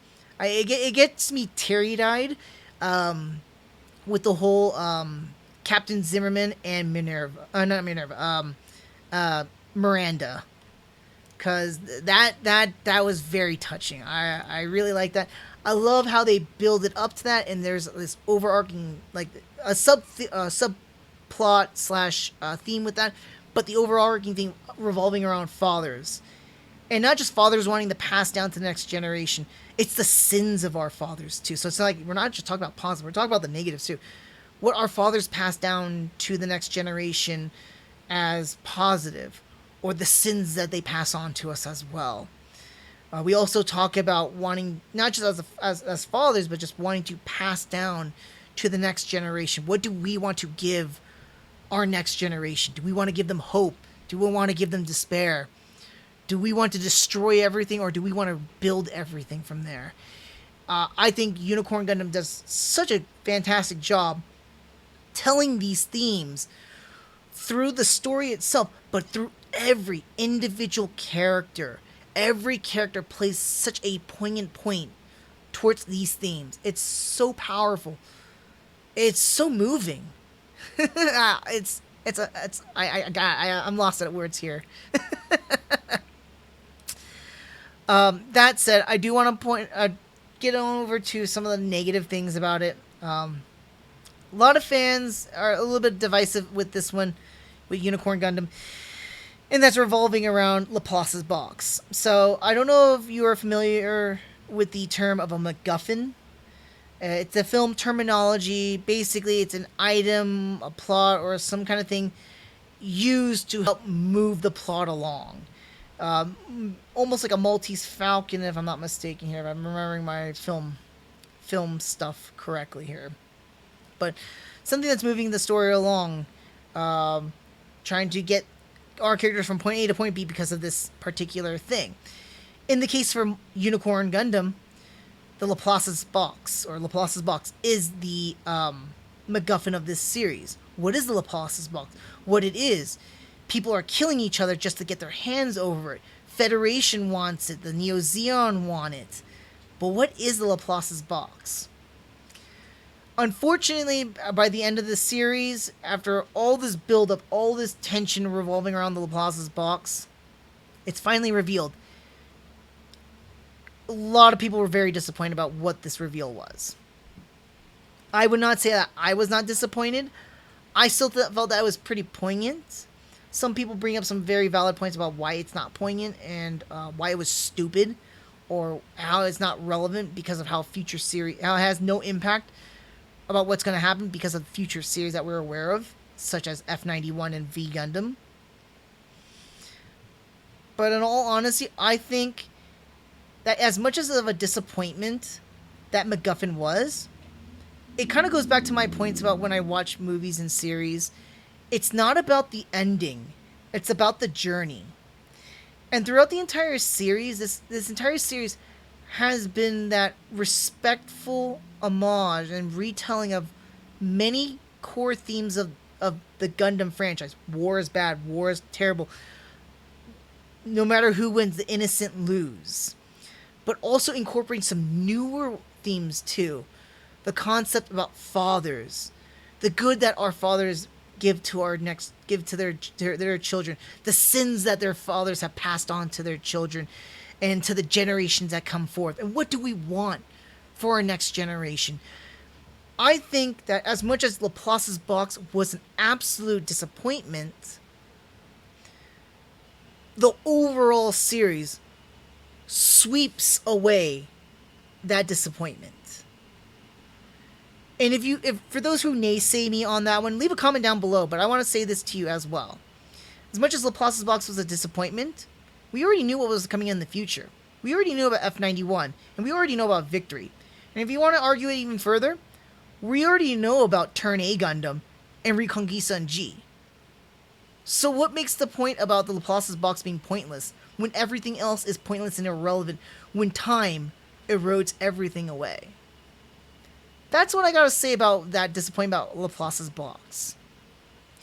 It did not ruin the series overall for me. It did disappoint me a little bit, though. It still had its poignancy, and it still played very well with the themes that this series was trying to tell. Sorry about that. Another thing I didn't like about the series is that it's an issue I see with a lot of newer series that are coming out when they're trying to when they position themselves in between like series that are already establishing something, right? And so even though there's a huge time gap between, at the time when this was released, we have Char's Counterattack and then F91, right? There's a nice gap between that time frame. And this takes place 3 years after Char's Counterattack, so it's trying to tell us something important. Something that can revolutionize why the war started and stuff like that. I don't like the idea when they try to retell or rechange the purpose of Zeon and stuff like that. We see that with Origin, for an example. I don't appreciate it too much, but I do like it at some aspects because it gives us more ideologies behind it. I'm always, again, pro Zeon because I like the concept. I'm enamored with the concept of fighting for freedom, fighting for independence. Just like I'm in America, just like our country, we are founded on those principles. That's what I am enamored with when it comes to Zeon. I see Zeon like America, for an example. Minus some bad things that they have done, but then again, there is no true good or bad when it comes to these situations. Anyways, I just didn't like how they were trying to retell it a little bit too. The whole sleeves perspective was kind of like, Full Frontal was like a twisted Char. I was with him to an extent, and then not with him at all. And Angelo was kind of a frustrating character too. Speaking of characters, so Angelo was something I liked about Angelo is that he reminded me of a carbon copy of Garma. Between his eye colors, we're going to see, like, if you're familiar, you might hear about this in the Gundam franchise, Char clones, right? We're starting to also get what I like to call Garma clones. This is one of the first examples that I can think of right now as a Garma clone. The next time we're going to see a Garma clone is, and I'm mispronouncing his name, Galio or so, Galliando, in Iron-Blooded Orphans. And he's going to be another Garma-esque clone. But a Garma clone is basically, if you know anything from the original Mobile Suit Gundam, this is a friend of Char and was eventually killed off, right? But Garma has always been depicted as either between being jealous and see Char as a friendly competition, but enamored as a friend, or is absolutely enamored with him, almost in a you would almost question, like, in a homosexual way. Not saying that offensively, but I've seen theories where it's like Char was playing to Garma so much so that it was almost like a homosexual coupling, basically, or like enamorship, just so he can get Garma to trust him more before he betrays him.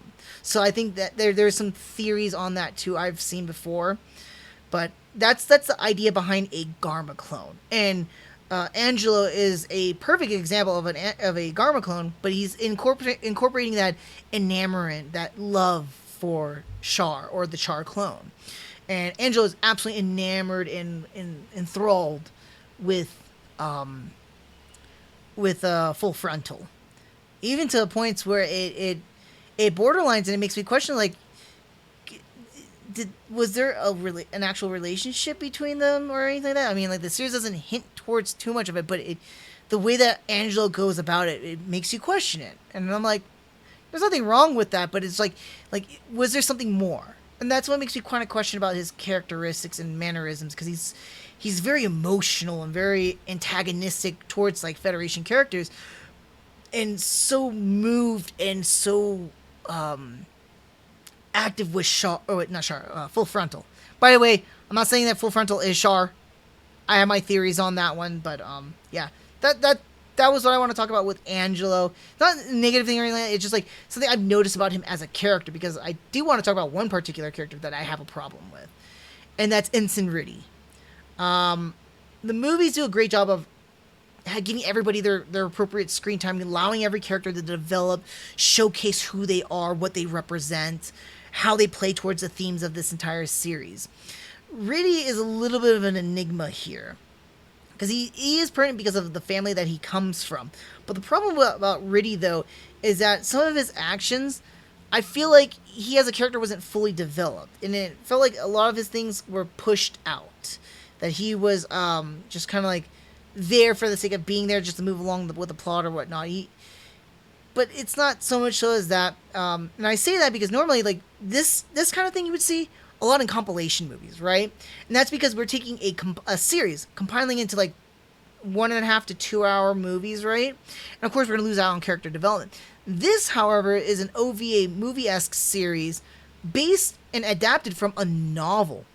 So it's not the same thing. In fact, the director and the writers have more of time to develop and build on their characters how they choose.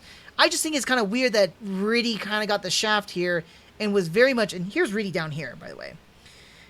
He didn't feel like a fully developed character, in my opinion. But most of his actions make sense. The first time I watched this, it didn't really make a whole lot of sense, but on the second watch and reanalyzing the whole situation, what's going on, it makes absolute sense of what he's doing. I'll bet I'm stringing along things here, not without a concrete bridge, but a string. I do like that he's very much like a mirror or a polar opposite to Banagher. He's often hot and angry, very passionate. Whereas Banagher, again, with the same passion, but he's very soft, often pacifistic tendencies that he has, that we do see in the series itself, too. Incorporating a lot of what we see also with a lot of the main Gundam characters, so give or take, right? That being said, I want to move on to our next segment here, and I want to talk about suits. Sorry, it's got some Char's Counterattack stuff. Now, this segment of my favorite suit here, basically, like with every Gundam series, they bring in new suits, new designs, new armors, new ships, new stuff, right? Just to, refresh everything that makes Gundam kind of fun. Unicorn Gundam is no different to that. In fact, they bring in a ton of new suits and a ton of old suits too, like I've mentioned. In fact, it's a huge list between here's what we got for Federation and here's what we got for Zeon. I feel like it doubles the number of any series that you would pick out from, right? And it's just like, usually they will have like, right about here, that's how many new suits, right? This just doubles it, but I think it's also because we're incorporating a lot of older suits. Most of the older suits are from Zeon or the Neo Zeon side. Like I mentioned, we get suits as old as, I believe we saw some Zaku 2s, if I'm not mistaken here, or at least something from the 1 Year War. I could swear. Oh, yeah, we got a Zaku 2. Yeah, we got the Desert Zaku, Zaku 1, for an example, even though it's a modified sniper type. We got a Zaku 2 Kai.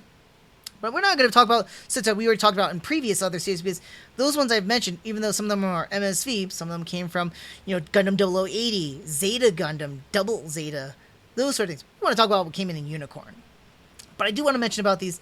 They even brought out some ugly ones. I do want to bring this one out too, because I mentioned this one when we were talking about that one particular scene from Australia's Torrington base attack. And they brought the Ifrit Shiden. I thought that was really, really cool because for those who are not in the know, the Ifrit is actually from a side story. It's actually from Blue Destiny, it's from a Destiny Gundam, Mobile Suit Gundam side story Blue Destiny, if I'm not mistaken here. And it's not the Shiden part, but the Ifrit is this guy right here is this. It was from the 1 Year War itself. I thought it was absolutely cool. This is more familiar. Let's see. That's the one I'm more familiar with, because that's the design I'm so used to seeing. But I thought it was really cool that they brought in the Shiden or the Ifrit and made it modern and actually part of canon. So I thought that was really, really cool. I just want to do a little bit of an honorable mention. There's not a whole lot of honorable mentions because there's a lot of suits for me to cover. So I'm going to just go really, really quick here. So as I kind of jumped around here, first and foremost, I want to talk about is the Federation suits. At this point now, we are now getting transformable suits. And if you watch from my Zeta Gundam review, I love transforming mobile suits. I'm surprised I don't do like transformer reviews and stuff like that. But I love transforming mobile suits. And first one I want to talk about is the Delta Plus. This is actually basically the Hayaku Shiki not upgrade, but the Nero Hayaku Shiki not modified, but like the newer version of it. And it can transform. It's so cool. I love it. I love the design, the simplicity of it. It's got a lot of like jaggeds and ports and whatnot, but it's so kind of cool. It's very almost like an ice figurine or something like that. But this is a really, really cool suit here. This is a Ensign Riddy suit. But if I'm going to talk about a suit I really do enjoy, it's not just the Delta Plus. but the Razels. These are the distant, not the distant relative, but the successors to the Zeta Gundam and the Regaze. They are super cool. I cannot tell you how much I love these suits. Their transformed state is freaking cool, and their out of form state looks cool as well too. I really love the commander types just because it adds in these little extra wing binders, and it looks more like a fighter jet. So it's like that nice transformation between a fighter jet to the suit. Their combat capabilities are very, very intense, and I'm not surprised at why they incorporated these suits into the main production line. They are fantastic suits. That being said, those are the ones I like from the Federation. I won't mention one particular. You'll know why soon enough. But I want to talk a little bit about the Neo Zeoner sleeves. The Gira Zulu, which looks a little bit more of akin to the Gear Doga, Gear Doga, but it has a lot more of a different helmet. You can see like the nose piece is elongated a little bit more, very akin to a gas mask. But I love the design overall. Some of the equipment that they also use is really, really cool. Again, it looks like a Zaku for the most part. A little bit of a elongated nose, but it's more of a modernized Zaku. Yeah, it just looks really cool in my opinion. I love it. Kshatriya looks very much like the Queen Mantha. In fact, because of the wing binders, but it has now quad wing binders. Much more of a bulkier, heavier design. But heavy duty, ton of funnels, and it's a beast of a suit, I believe. Really cool looking, very menacing too. But also, I cannot mention without mentioning a Char clone suit, and the Shinanju. Or Shinanju? Yeah, I'm saying it correctly. Is really cool. Well, I'm sad that we don't get any funnels on the suit, but it's an incredibly fast, versatile, a little bit transformative with some of the weaponry it uses too, but it's a amazing suit. Successor to the Zazabi, if I'm not mistaken here. Yep, remodeled one to give it to the aesthetics. Very akin to the Zazabi, but such a cool suit. Very interesting. I also love the numbering of it to the MSN 06S. Very similar to the MS-06S Zaku 2, which is a Zaku commander type in Char's color. Very cool. But I cannot talk about Unicorn Gundam without talking about the Unicorn Gundam, because the Unicorn Gundam is my favorite Gundam favorite suit of this entire series. I mean, well, too much of it, but I do like unicorns, and the unicorn design very much looks like a unicorn. I wish we had a side shot of it and not too much of a profile, but it's very cool in its unicorn mode. Its destroy mode is awesome. I love it when it transforms. It's very, very cool. The Wicked mode is no more different. Just it's that the Psychomu frames that are in the suit now turn green rather than red. So I think it's such a very cool suit. This is probably, I do want to say this is my second favorite suit of all time. A second favorite Gundam, very particular suit of second favorite Gundam of all time. Really still love my Hainu, which we'll never see in the series unless they do something about that. But this is my second favorite one of all time.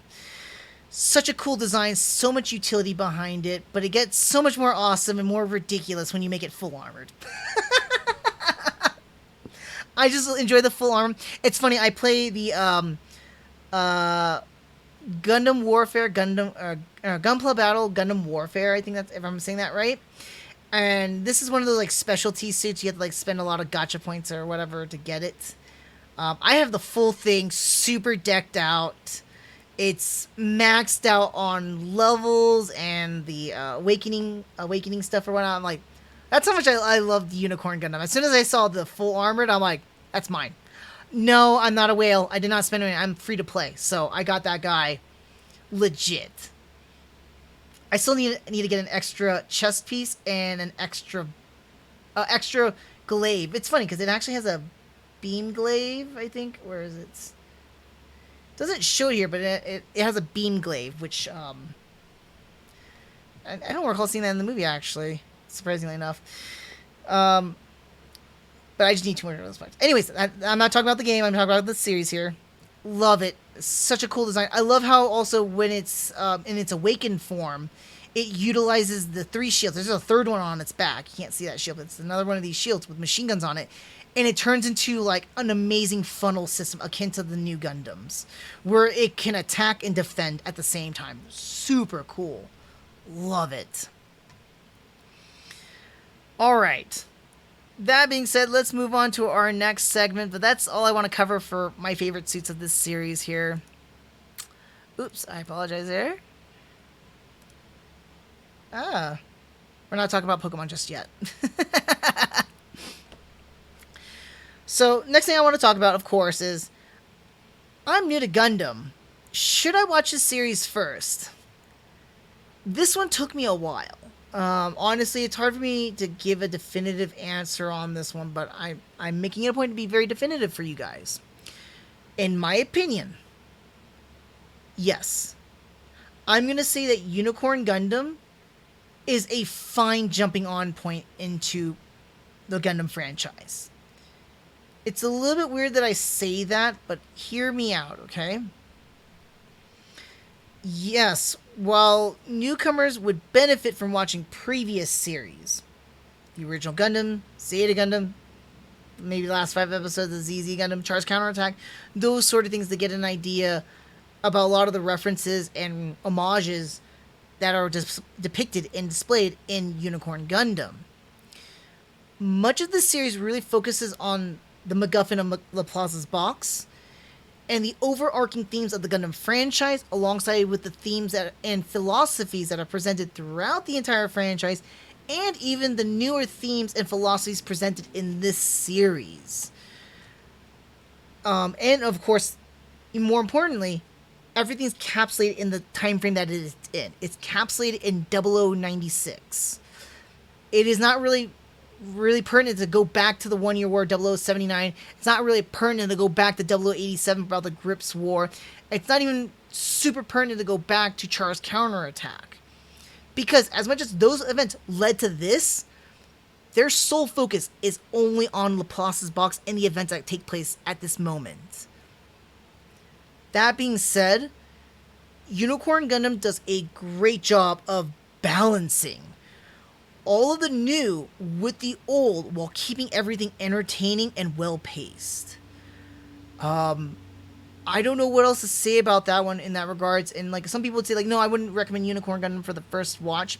No, I'm going to say Unicorn Gundam is a perfect starter watch, in my opinion, too. You can watch it, not having watched the previous series. It'll fill you in some bits and pieces, and it's just an enjoyable ride.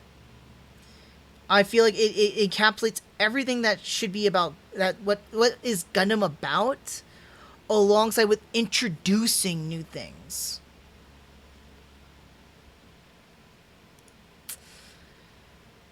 As for the overall, Unicorn Gundam is a mythical experience.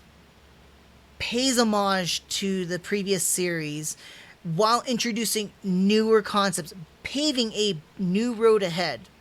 Albeit not really new, because the series ahead don't really have that. But hey, and while it does have a main MacGuffin that, you know, wasn't so much of a grand MacGuffin, it was a disappointment for some. You know what? Scratch all that. I apologize.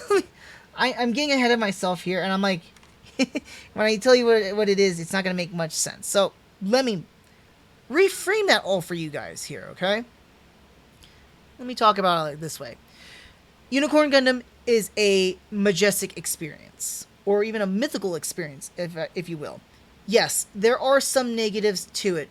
There is a MacGuffin that doesn't pay off that well.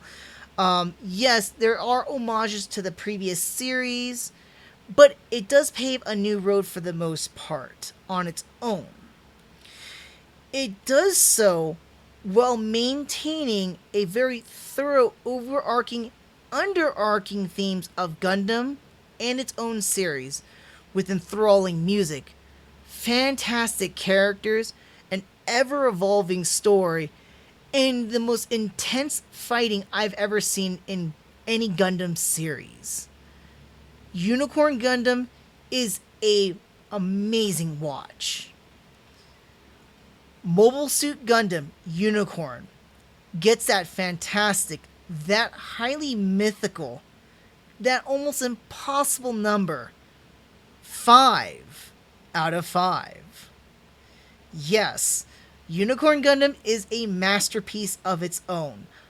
I know a lot of people might not agree with me with that and giving it such a high score. I think a lot of people are so hung up about the Laplace's Box's disappointments that they missed out about everything else in the entire series. It is the equivalent of me talking about Double Zeta Gundam, where Double Zeta Gundam only has 5 episodes worth of goodness. Like, okay, and the overall is bad. That deserves a really terrible score. But Laplace's Box, even though it was the main center focus that drove everything to the end, right? I'm putting the wrong order. Pointing all the way towards the end. Everything before the reveal, superb. Even with the reveal itself and what it stands for, fits with everything that the series was trying to present to you. Nowhere near a disappointment. So take that, naysayers. Naysayers with a unicorn. Anyways, though, that's what I had to say about Unicorn Gundam. And if you haven't already, follow me on my Twitch account. If you're watching this on YouTube, like this video, subscribe to my channel, leave a comment down below. Tell me what you think about Unicorn Gundam. Did you like my opinion, or what do you thought about it? Did you think I'm wrong? Did you hate my opinion? Did you hate Unicorn Gundam? What did you think about it? Leave a comment down below. I want to hear from you guys. Also, make sure to follow me on my Twitter account. On my Twitter account, it's when I make announcements of when I go live, any updates, alongside with some random things here and there too. That being said, I do want to thank you guys for watching this episode, and until the next nerdy review, I'll see you guys next time. Take care. Alright, with that said, this is actually going to be the end of the stream here. I do want to thank you guys for watching. I'm going to keep you guys a little bit abreast about what's going to happen next here. Again, I was super surprised I got through all of that this week. Finishing up Double Zeta Gundam back on Tuesday. I watched CCA on Wednesday, and then I crammed in Unicorn Gundam between Thursday and Friday. I finished it last night. I'm like at 4 in the morning or something like that, and I was like, wow. That ending, it's still with me. Not gonna lie, I got super teary-eyed. Liquid pride came down this face a bit with Zimmerman and Marita. That says a whole lot. I think it's just because the development of Zimmerman's character alongside with Marita too. I found it very poignant. It was really, really of a touching story. I felt very bad. I don't want to spoil too much for you guys. Some people are gonna go like, Saku, you just got too overtly emotional about that one there, and whatnot. I'm like, no, it's more poignant now because after, again, I'm following the timeline, not watching this out of place or anything like that. And the events of ZZ Gundam had some really prevalent play into this. So, anyways, with that said, I want to talk about real quickly the next series that we're going to be starting off here. And we're going to start off next week. Now, this is finally, we're getting to a series that I've honestly never watched before. It's not even a series. It's the next movie. We got Gundam NT or Narrative, Gundam Narrative. This is brand new. I bought this whenever this came out in Amazon. That's when I bought this. I've not watched this yet. So this is an absolute brand new Gundam series for me. Never watched it before. Can't wait to watch that. I know this week, funny enough, I don't talk about streaming services or whatnot. Netflix actually does have the original Mobile Suit Gundam trilogy. Alongside, you can actually watch Unicorn Gundam. Sorry. You can actually watch Unicorn Gundam. And Iron Blood Orphans too, which I will review much later on because we're not getting to that time from anytime soon. But this Thursday coming up, that would be, let me double check it. That'd be Thursday, July 1st. They're going to have Mobile Suit Gundam Hathaway. This is the first time that's released in the States. Now, normally, like, I always talk about, like, I want to have the physical copy to watch it or whatnot, but it's so perfect because I know Gundam Narrative takes place, I don't know if it takes place after Unicorn Gundam or not, but I know it's going to be, like, in that same time frame. It's what I like to call mid-Universal Century, right?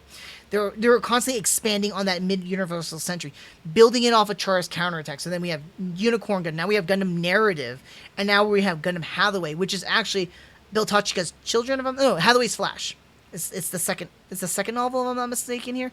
It's Char's Counterattack, Bill Tachika's children, Hathaway's Flash, and then there should be another one. Unless I'm mistaken, Hathaway's Flash is the first of three novellas. Novels. But I'm excited to watch Hathaway's Flash, and rather than waiting forever, I think this is perfect because I'm now in the same time frame. But the one thing I do know about Hathaway's Flash, I looked it up. I know it takes place after Gundam Narrative, and it takes place in 0105. So it's gonna be about at least almost 10 years since Unicorn Gundam.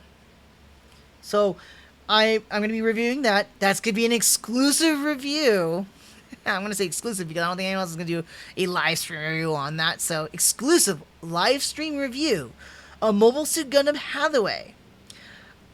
I think what I'm also going to do is I might live stream my reactions to it. Who knows? I might want to do that for new type narrative as well because I've never seen narrative. I don't know. I'll think about it. After narrative and into Hathaway, because I'm gonna be watching narrative some point next week, but I'm gonna have 2 extra days, and I'm not gonna try and jump ahead. I'm trying to keep everything time frame because it gets me in that right mindset, and I like that. It's actually proven to be very nice while watching these newer series. So I'm gonna definitely give you guys a comprehensive, overarching review of watching the series in its chronological order within the series and not chronological order of series release. That being said, as I am done with Hathaway, I don't know if there's going to be a sequel or not, let alone what it will be of that, if it's going to have another sequel series or anything else.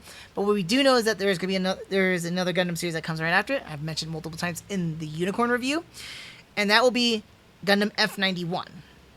This is another movie which I feel like I will be able to blitz through that. So I have a funny feeling that after watching Thursday Gundam Hathaway, I can watch Gundam F91 and finish that all off.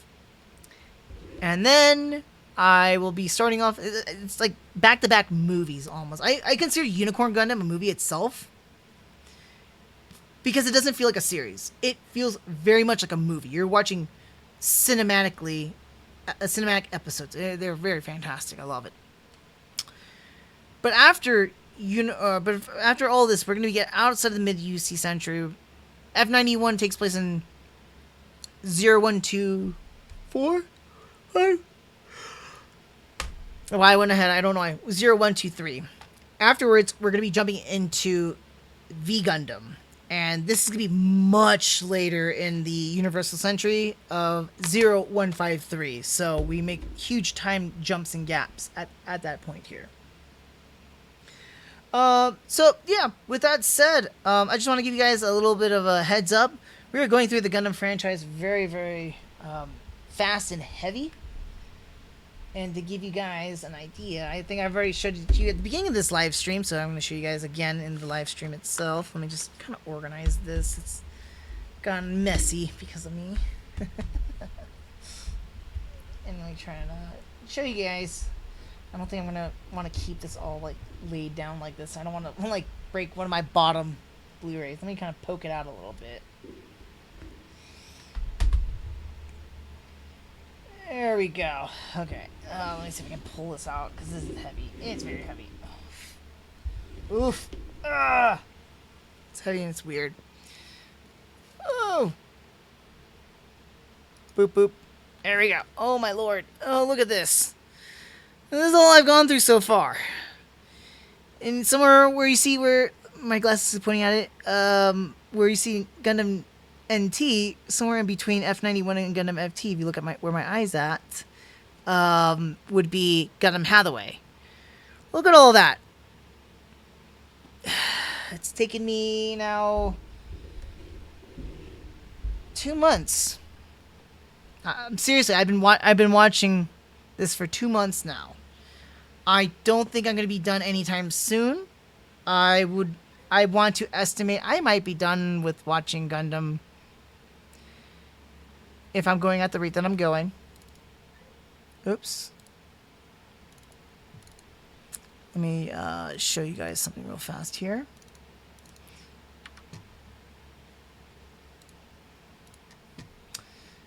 So, here we go with the series here, right? And give you an idea. Let's just count the series that we have to watch. So, I already mentioned Gundam New Narrative, Gundam Hathaway. After that one, we got F91. Then we got... After F91, where's Victory? Victory Gundam. Then we scoot into the future into G Savior. Then we scoot... Furthermore, we're going to do Turn A Gundam. Then we're going to do Reconquista and G. That completes the Universal Century slash... excuse me. Universal Century alongside with... Universal Regaled Century, right? After that, we got G Gundam, Gundam Wing with Endless Waltz. I consider them separate. That's 10 right now. 11 with After War Gundam X.